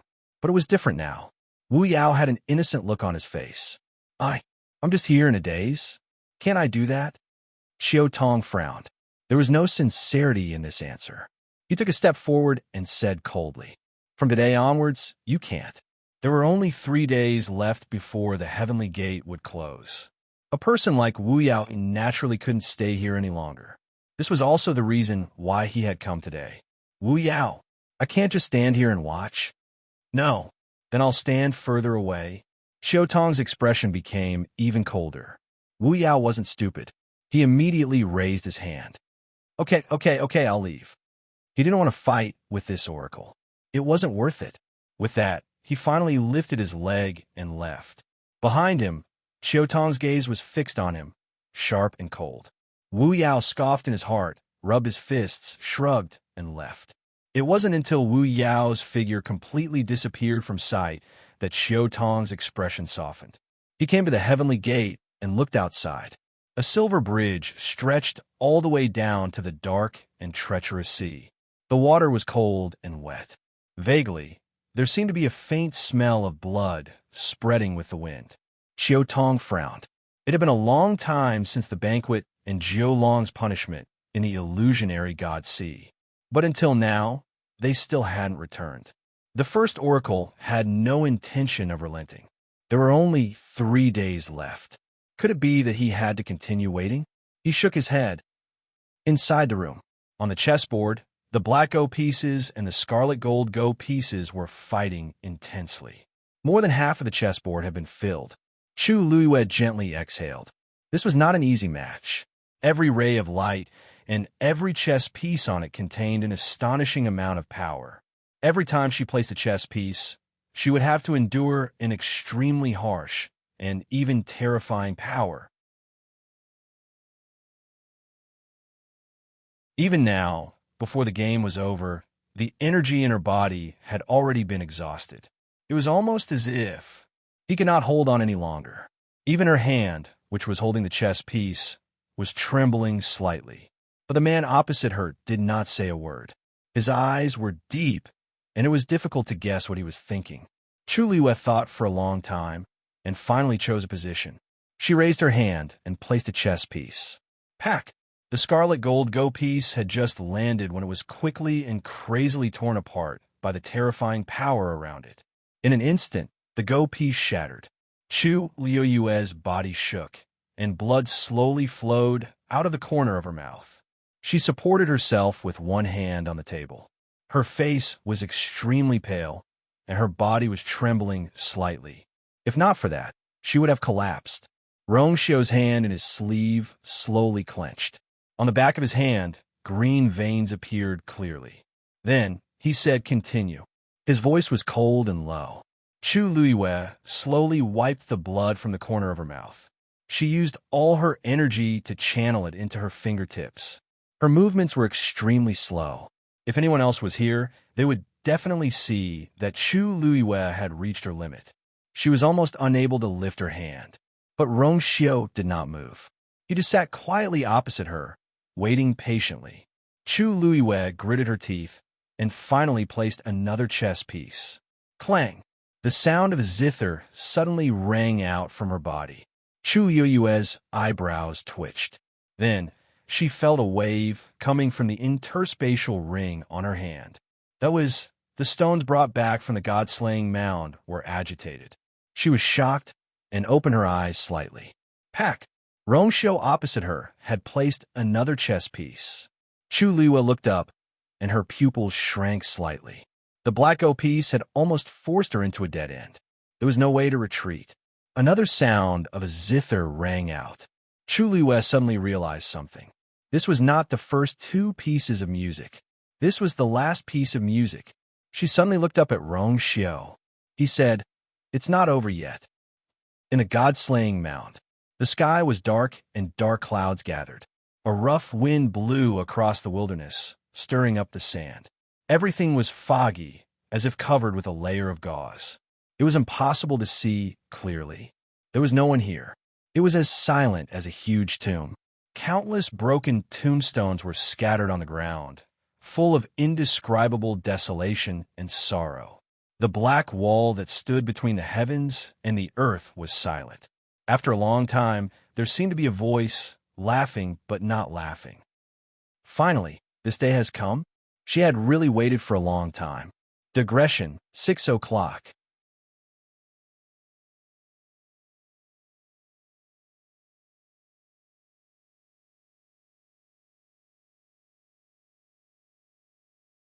Chapter 24:18. The sound of the zither rang out, solemn and desolate. Sound after sound rang out in succession. It was slow and firm, creating a unique melody. That was the third zither score. At this moment, under the combined effects of many forces, the last piece of the zither score hidden in Chu Liuyue's body began to merge. Every sound fell clearly into her ears, enveloping her. The entire room seemed to be squeezed tight by the sound of the zither.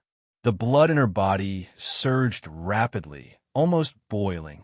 Chu Liyue took a deep breath, swallowed the thick blood between her lips and teeth, and continued playing. A layer of dazzling golden barrier surrounded the entire room. No matter how much energy there was, it was completely devoured and annihilated. Not a single bit leaked out. Therefore, even though they were close by, the others in the courtyard did not know what was going on inside.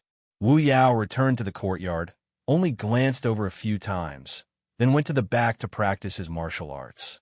Hua Shuang opened the door, and the golden-winged black-boned beast instantly flew over. At his feet, a small wind-treading tiger also jumped onto his calf. He laughed heartily and picked up the small wind-treading tiger. Little Hachi was sleeping on a rattan chair, her head slightly tilted. Beside her was a basket of flower petals, in which lay a few exquisite jade bottles. Aunt 11 and Aunt 12 were sitting side by side, not far away, holding the pills they had just taken from Jian Fengqi. Aunt 11 threw one pill in each hand and accurately caught them. Aunt 12 poured them out as usual, counted them carefully, and put them in her mouth one by one, puffing her cheeks slightly. In a certain room, Cindy was standing in front of a table, staring at the map in front of him. He held a brush in his hand, and from time to time, he would sketch something on it. Lu Feng walked in. "Big brother, you were looking for me?" Cindy nodded, rolled up the map, and handed it over. "Make a sand table according to this." Lu Feng took it with both hands, a strange expression on his face. Why did Big Brother suddenly want to make a sand table at this time? He muttered in his heart as he opened the map. The lines were complicated and extremely chaotic. Lu Feng was stunned for a moment. Then she looked carefully. But when he looked at it, he saw a few words hidden under the layers of messy lines. The corners of his eyes twitched as he looked at Sun Yi in disbelief. "Big Brother, can you do it in 3 days?" Sun Yi asked calmly. Lu Feng swallowed hard. Why did Big Brother still have such a cold expression? Does he know that this is, as if sensing his gaze? Sun Yi raised his eyes slightly and looked over. At this moment, Lu Feng's heart trembled violently. Then, he lowered his head to take a look. With a glance, he saw a few familiar names. This map could be said to be the most complicated one he had ever seen.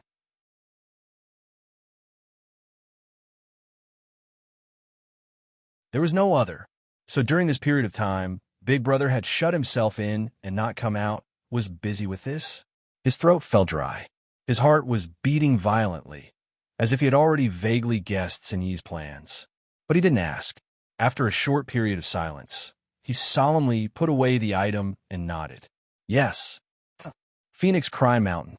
Dumpling sat alone at the top of the mountain, resting her chin on one hand and caressing the 2 Tian baby in front of her with the other. 1, 2, 3, 6, 7. There were a total of 7 leaves. Perhaps it was because Phoenix Cry Mountain contained an extremely abundant amount of energy, but this 2 Tian baby grew especially fast after coming here. It hadn't been long, but it had already grown to this extent. Sai, do you think you'll grow the 8th leaf first, or I'll open my 8th meridian first? Dumpling asked with a serious expression. No one answered. A gentle breeze blew, and the emerald leaves swayed with it. Dumpling sighed and summoned the ancestor's golden feather. Her chubby little hands held the pure gold feather carefully. She stared at it for a while and pouted slightly. Grandpa Clan Leader was still asleep. She had tried many times to wake him up, but there was no progress. Dumpling guessed that she would have to wait until she opened her 9th meridian. She held the ancestor's golden feather and looked at it for a while. Suddenly, a voice sounded.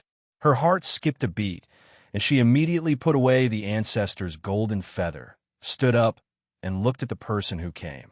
However, when she saw that it was Mao Zhan, she relaxed a little. Mao Zhan sized up Dumpling and secretly exclaimed. He had long known that Dumpling was sent here to cultivate, but he didn't know that she had improved so much in such a short period of time.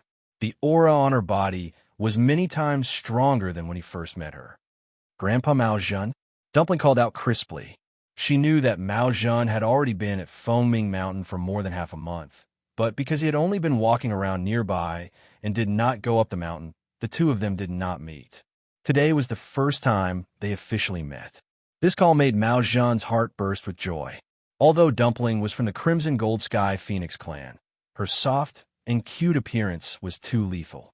When had Mao Zhan ever been called grandfather by such a little kid? Hearing this, his entire heart melted, and even his expression became gentler and more amiable. Hey, good Dumpling, Mao Zhan replied, grinning from ear to ear. Dumpling asked curiously, Grandpa Mao Zhan, what are you doing here? Speaking of this, Mao Zhan's expression became slightly restrained. After a moment, he sighed softly. I came to pay my respects to the ancestors. Dumpling was stunned. When she reacted, her face was filled with shock. Ancestor? But this was Fengming Mountain.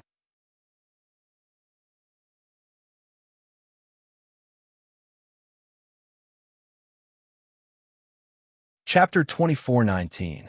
Didn't the second divine envoy say that this used to be Ancestor Yi Ling's territory? Why would Mao Zhan come here if he wanted to pay respects to his ancestors? Looking at Dumpling's terrified expression, Mao Zhan held his forehead helplessly. Dumpling, don't think too much. It's just that the great Phoenix Dragon ancestor also died here. Oh, I see. Dumpling thought about it and finally understood what he meant. She heaved a sigh of relief, but on second thought, she frowned again. But I've been here for a long time, but I don't seem to sense the aura of the great Phoenix Dragon clan. This place was filled with the power of the Crimson Gold Sky Phoenix clan. If Mao Zhan didn't say it, she wouldn't have thought of it. Mao Zhan's expression froze. Then he forced a smile that didn't seem to be smiling. I know. Dumpling saw that his expression wasn't right. She placed her hands behind her back and lightly drew on the ground with the tip of her foot. After a while, she asked softly, Grandpa Mao Zhan, did I say something wrong? She seemed to have said something that she shouldn't have. Mao Zhan was slightly stunned. Then he smiled and shook his head. No, it's all in the past. It has nothing to do with you. Don't take it to heart. Dumpling replied with an oh and sighed softly. Although she was young, she was smart and sensitive. She sensed that Mao Zhan's emotions seemed to be a little off, so she didn't say anything. Mao Zhan changed the topic. You're about to open your 8th meridian? Dumpling blinked and nodded. Yes, there was nothing to hide. After all, her ultimate goal was to open her 9th meridian. Mao Zhan sighed. Very good. He had actually opened his 8th meridian. He originally had the chance to open his ninth meridian. Unfortunately, many things happened back then, and it was delayed. It was already very difficult to live again, so he didn't have any extravagant hopes. When he saw Dumpling, he knew very well that she indeed had hopes of opening her ninth meridian. Hearing this answer, he couldn't help but sigh. Dumpling asked curiously, "Grandpa Mao Zhen, how did you get here? That divine envoy was willing to let you in?" This was really strange. After all, apart from you, no one else was allowed to casually enter this place. It was the same for the other oracles. Mao Zhen nodded. "Yes, but it's time for me to leave." Dumpling felt a little disappointed. After all, it was too boring for her to stay here alone. After quarreling with Red Demon, it didn't come again. She was the only one left here. Then, "Grandpa Mao Zhen, how is he now?" Dumpling asked nervously. Previously, she had vaguely sensed that something was wrong with Yu's situation, but it was not appropriate for her to go out now. She knew that Yu Qian was keeping a close eye on her. On the surface, there was no contract between her and Yu. If she went now, it would definitely arouse suspicion.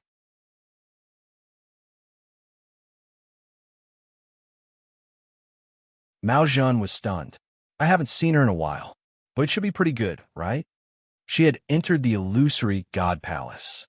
No matter what others thought, she was already standing at the very top. There was nothing for her to worry about. Dumpling pursed her lips. She knew that she couldn't get anything out of Mao Zhen. That's good, Puff." Suddenly, a subtle sound came from Dumpling's side. She looked down in surprise, and her big grape-like eyes immediately widened. The heaven-wrecking holy seed had actually sprouted an eighth leaf. Just at that moment, almost at the same time, she felt that there seemed to be a vigorous force in her body that suddenly stirred up a storm. Dumpling was shocked and subconsciously looked in a certain direction. What was going on with Yu? Why did her strength suddenly soar? All that was left in Chu Yu's ears was the sound of the zither. The tune seemed to come from a very distant time and space, but also seemed to fly up from the deepest corner of her body. One song, one sound. She supported herself on the table with one hand. Because of the force, her knuckles were faintly white. The other hand was holding a chess piece. Her eyes reflected the resplendent light on the chessboard. Other than that, there was nothing else. She gritted her teeth and put down the chess piece in her hand. Smack! In an instant, the surrounding power rushed in crazily. Chu Yu's eyes were dark and bright. She stared without blinking. She had almost exhausted all the strength in her body and was now in a state of overdraft. She was purely relying on the last of her willpower to hold on. However, in the unseen world, every time she thought that she was going to die, there would always be a surge of power in her body. That was the power that had been accumulated in various parts of her body over the years. It could be seen that she was now forced into a desperate situation. In such a desperate situation, she could only fight back. However, from the beginning to the end, the gorgeous water droplet in her dantian did not produce any waves. If she had the support of this power, she would not have been so cruel. But there was none. Therefore, Chu Luiwei could only desperately search for the remaining power in her body and piece together the third zither score bit by bit. Waves of exhaustion rushed in, and the sound of the zither almost broke her eardrums. Only in her dantian, the first two zither scores that had been fused were still silent and did not give any response. Only that dazzling radiance quietly flickered. Illusory God Palace. Creak. The door opened and a tall figure walked out of the room. He was wearing a gray-blue brocade robe. His steps were calm and his temperament was calm. He was walking towards the main hall of the illusory God Palace. Digression. God, why do I feel like I'm taking a big step towards the end? I don't want to whimper.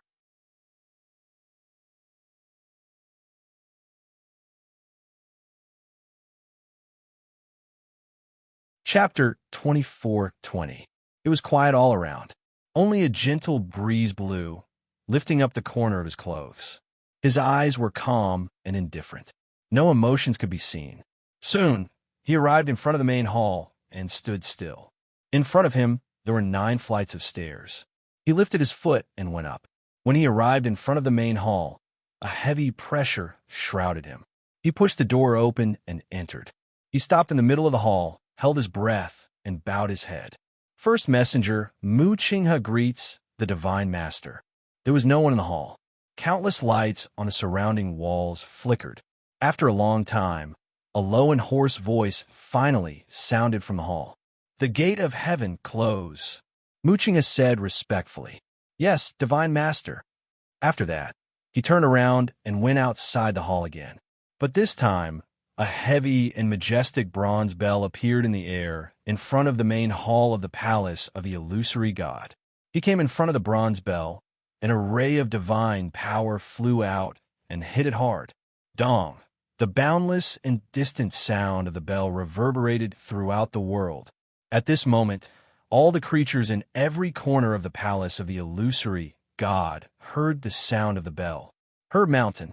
Shu Jing looked at the boundary with a faint green light not far in front of her and frowned. Hearing the sound of the bell, she suddenly raised her head and looked in the direction of the palace of the illusory god. The first messenger finally came in person and closed the door by ringing the bell. Then she took a deep breath and headed in the direction of the palace of the illusory god. Only the celestial physician who was collecting herbs or practicing alchemy on the mountain peak in the distance looked up. They were nervous, excited, and uneasy. Lightning pool. A huge seal froze the lightning pool. It was silent, but looking down from the sky, one could still see the countless lightning pool that seemed to have frozen. Silver and gold intertwined, revealing a cold light. Mu Dongyu fixed her gaze, and then her figure flashed and disappeared from the sky above the lightning pool. At this moment, on the shore of the lightning pool, a tall figure stood quietly. It was Shijing. He stood on top of a black reef, holding a hammer in one hand and a fist in the other. His muscles bulged from head to toe, as if they contained endless power. And in front of him, the lightning pool was like a thick layer of ice, unmoving. Hearing the sound of the bell, Chi Han's expression froze, and he looked up. His face was colder than usual, and the scar on his face made him look even more severe. No one knew what he was thinking, but a dark color surged in his eyes, making it hard to fathom. The sound of the bell also spread to the courtyards of the illusory god palace. 12 Nyang stopped chewing, but half of her cheeks were still bulging. She looked up curiously. "Who is ringing the bell?" she asked in a small voice. Aunt 11 looked in the direction of the voice and squinted her eyes. Then, she raised her head and poured all the remaining pills into her mouth. This movement startled Aunt 12. "Sister Yu, why are you eating in such a hurry?" Aunt 11 wiped her mouth and gave a concise explanation. "The divine gate is about to close. I'm afraid a storm is about to come." Aunt 12 heard this and subconsciously clenched the remaining pills in her hand. She asked nervously, Will that affect us?" Aunt 11 nodded with certainty. "Of course it will. After the divine gate closes, our master will enter the illusory god palace and ascend to the heavens. Of course it has a lot to do with us." Aunt 12 thought, Oh, yes, we still have to cheer for our master. This could not be delayed. Thinking of this, she looked back. The door to that room was still tightly shut. Her hands moved at lightning speed as she stuffed the remaining pills into her mouth one by one. While chewing with great effort, she said in a muffled voice, I can't be a burden to our master." Mu Hongyu stood in front of the door, frowning slightly. This day had finally come, but there was still no progress on her master's side. After the fight with Mu Qinghe and Biling in the illusory god sea, she and Chu Luiyue had not been there again. The other party was very strict. Even if she was now in the Mahayana realm, she could not do anything. During this period, Mu Hongyu had thought of many ways in private, but unfortunately, they were useless. They said that Diwu Zhangze was a traitor of the illusory god palace, so he would never be released. Anyone would treat a traitor like this, but how did he become a traitor of the illusory god palace? What exactly happened back then? "Hey, Hongyu," a familiar voice came. Mu Hongyu turned and saw Jian Fengqi walking out of the room. half leaning on the doorframe, his posture lazy. "Can we discuss something?" Mu Hongyu raised her eyebrows. What? What was there to discuss between them? Jian Fengshi raised his chin, his peach blossom eyes glittering. "Haven't you broken through the Mahayana realm now? Then take me to the illusory god palace. How about it?" Mu Hongyu snorted. "Do you really think it's so easy to enter that place?" Jian Fengshi meant that she should secretly take him in, but how could it be so easy? Besides, she was not very willing to do so. Jian Fengshi blinked his eyes, looking very elegant and charming. "Our little Hongyu is so powerful. You must have a way, right? Others can't, but you definitely can." Mu Hongyu crossed her arms, looked him up and down, and smiled meaningfully. "Don't you have a good personal relationship with the first oracle? Why don't you go to him yourself? Isn't it better to go in openly than sneaking in?" Jian Fengqi's expression froze. Then he put away his folding fan, pressed his forehead, and smiled awkwardly. What a joke. Mu Qinghe could even do something to Chu Luiwei, let alone him. Was he tired of living that he would throw his life away like this? Would it be easier to die, or would it be better to die in a better way? He did have a good relationship with Mu Qinghe in the past, but that was in the past. Not to mention other things. After he came to the illusory god palace, he had not even seen Mu Qinghe's face. If Mu Hongyu had not told him this, he would not have known that Mu Qinghe was the first oracle. Although Jian Fengshi had always felt good about himself, he still cherished his life very much. That was so many years ago. Maybe to him, it was a matter of his previous life. Jian Fengshi coughed and refused. Mu Hongyu snorted coldly. Because of the injustice she felt towards Mu Qinghe, Jian Fengshi was now an eyesore to her. Little Hachi stretched and got up from the recliner, muttering in a low voice, "What are you doing?" So noisy. Suddenly, a tall figure walked over and stood in front of her.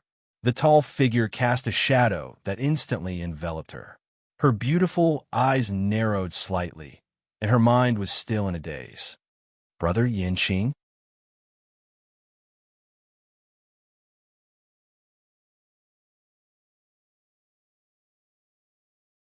Chapter 24-21. Her voice was soft and gentle. At this moment, she was still rubbing her eyes with one hand and stretching her waist, revealing a slender and white waist. Against the dazzling and exquisite beaded tassels, it was even more clear and eye-catching. It was like a hand that could be easily grasped. Yanqing's hands behind his back slowly clenched. He looked away, and his gaze fell on her face. She covered her face with one hand, only revealing a half-closed eye. Perhaps because she had just woken up, her eyes were still a bit watery. Charming and soft, yet clear and innocent. Like a gorgeous and fragile glass, but also like a flower in full bloom. No one could stop her beauty. Yanqing was stunned. Even if he was used to seeing this enchanting face at this moment, the few vague syllables that came out of her red lips at this moment seemed to fall on his heart more clearly than the sound of the bell from the illusory god palace. A fierce blow. Suddenly, he didn't know where to look. Little Hachi didn't notice the subtle change in his expression and only looked at him blankly. At this moment, she came back to her senses and smiled. "Why aren't you saying anything?" Yanqing held his breath for a moment, his eyes lingering on her smile for a moment. Then he said lightly, "Nothing. The gate of heaven is about to close. Seeing that you were still sleeping, I thought of waking you up." It was rare for him to say so much at once. Little Eight blinked and turned around to take a look. I was wondering why he would ring the bell in the middle of the day. She stood up lazily.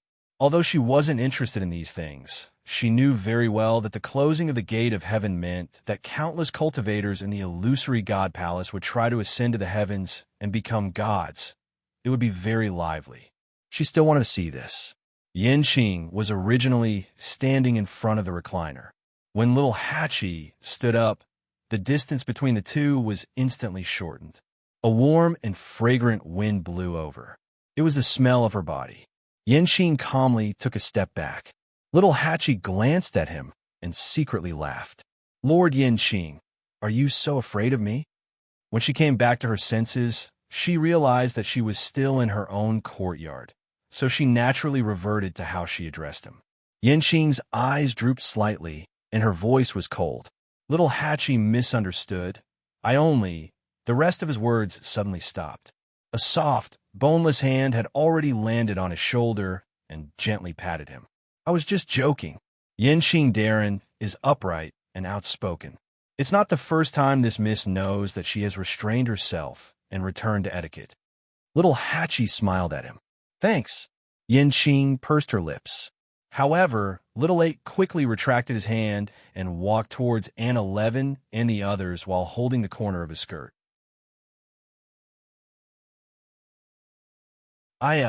The heavenly gate is about to close. Why didn't you call me? I almost missed such a big show. The sound gradually faded away. 12th Nyang opened her mouth softly. Sister 8, didn't you say that I wasn't allowed to wake you up when you were sleeping? She said that it was a beauty sleep to maintain one's appearance. In the past, every time Sister 8 was woken up from her sleep, she would go berserk. Although Aunt 11 and Aunt 12 were well taken care of and did not suffer this kind of torture, they did see the scene of the other members of the 13th U being chased by her. Her heart palpitated. She looked at Little Hachi strangely. Sister 8, why aren't you angry this time? Aunt 11's voice was calm as she reminded her. That's Sister 8's husband. He's different from us after all. Little Hachi, I already said that it was a misunderstanding. It really was a misunderstanding. At this moment, Little Hachi suddenly felt a gaze on her. She subconsciously straightened her shoulders and raised her voice. Of course, it's because the one who woke up Sister 8 was the one who hit the bell. It's not appropriate to vent your anger on Darren Yanqing. The two girls looked at her with their eyes wide open. That gaze seemed to have moved away again. Little Hachi's ears inexplicably heated up, and she hurriedly asked, Cough, who hit the bell? The two girls looked at each other and shook their heads. Of course, it's the first oracle. UMO, who appeared out of nowhere, added. He's the only one who's qualified. Little Hachi looked at him strangely. How do you know? UMO, who told you to be so talkative? You were just watching the show in the dark on a whim, and now you're telling the truth. Yanqing glanced at him coldly and had no intention of helping him. UMO looked up at the sky. This? Everyone knows. Really, go out and ask. Who hasn't heard of this in the illusory God Palace? Besides, it's obvious that it's the first oracle. Little Hachi stared at him for a while. Is that so? UMO silently shut his mouth. Yanqing, this brat, really forgot about his brothers when he got a wife. Let's see how he's going to explain it to them later. Thinking of this, Yumo's mood finally improved. He touched his chin and chuckled. Why haven't Master and His Highness Saint come out yet? Anne 11 asked. Her voice immediately broke Yumo's fantasy. The corner of his mouth twitched, and he turned around to look. It seems that Master's situation isn't any better. Dong! The sound of the bell came from afar and fell into her ears. Chu Yue's heart trembled. At this moment, a ray of light flashed through her mind. She almost couldn't control herself and placed the last piece. Clap! Clang! The fragmented sounds of a zither had finally connected completely. The third zither music score, complete reunion. A gorgeous water droplet appeared in her dantian. Compared to the previous one, this one was much smaller. Then, without any warning, it suddenly slammed into the original one. Boom!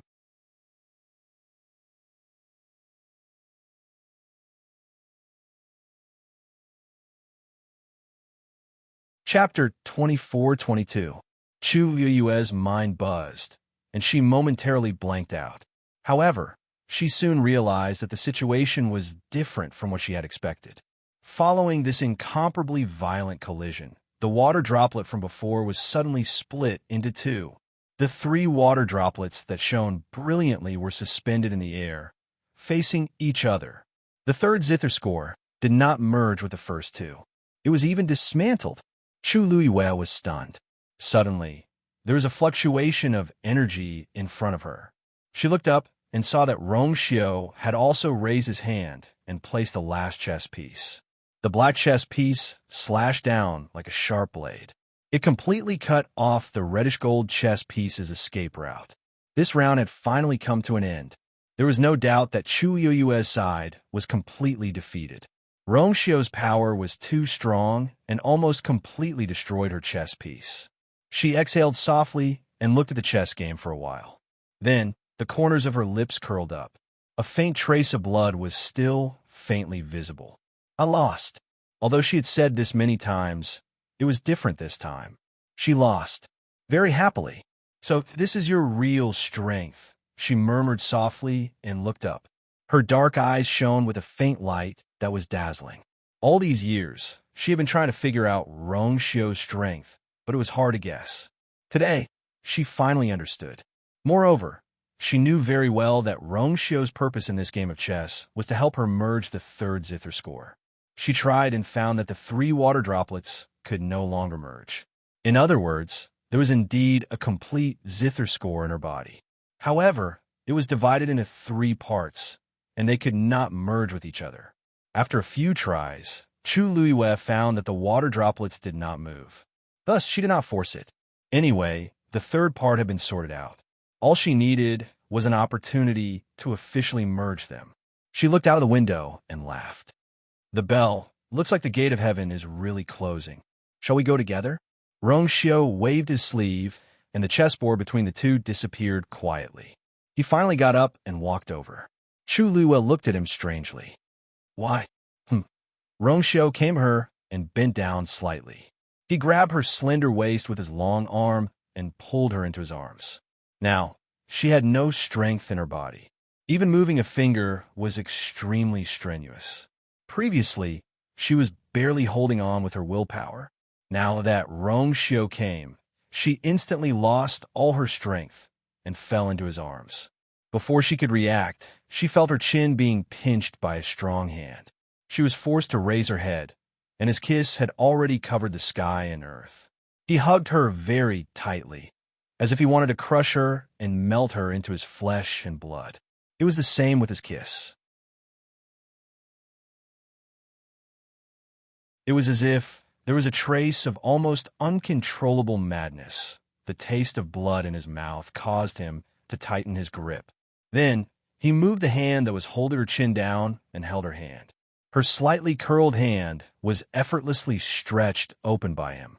His well-defined and powerful fingers passed through the gaps between her fingers and intertwined with hers.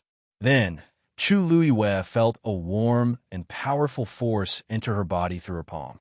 She moved as if she wanted to say something. But he held her even tighter. Chu Luiyue was a little confused. Although she had lost more than half of her strength, now that the Guqin score was in her body, she only needed to recuperate for a while to recover. But Rong Xiu, she rarely saw him like this. No, or rather, she had never seen it before. It was as if he was desperately trying to hold on to something, with some kind of suppressed emotion that was about to burst out. Her heart suddenly ached. She raised her head slightly and licked his lips in response. She snuggled tightly in his arms. Even if her bones were about to be crushed by this force, she still wanted to give him more. Rong Xiu, Rong Xiu. Her syllables were blurred between her lips and teeth, broken and overflowing. She said in a low and firm voice. This voice seemed to have finally woken Rong Xiu up. His movements slowed down and became much gentler. He finally let her go and kissed her lips gently between her eyebrows and the top of her head. A low and slightly hoarse voice came from the top of her head. Wait for me in the illusory god palace. Chu Yue's body was still a little weak. She held his arm and leaned on his firm and warm chest. Her nose was very familiar with the cold fragrance that made her feel at ease. She was a little confused, but she remembered that Rong Xiu had said before that he would go to the illusory god palace with her, so she nodded. Okay, I'll wait for you. Creak. The door was open from the inside. Everyone in the courtyard raised their eyes and looked over. Chu Yue's figure came into view. Little Hachi was happy at first, then looked behind her and asked curiously, Master, Where is His Highness the Holy Sun? Not coming? With that person's strength, it didn't seem difficult for him to enter the illusory god palace. Chu Luiwei said, "He's a little late. Let's go first." Perhaps it was because of the nourishment of Rongxiu's power. Her body had almost recovered in this short period of time. Her face and lips were originally very pale, but after being held in his arms for a while before coming out, it was basically not too obvious. So no one could see anything wrong with her. Chu Luiwei turned around and closed the door. From the corner of her eyes, she saw Rongxiu standing in the room, quietly looking at her. The light from outside came in, reflecting half of his face in light and half in darkness.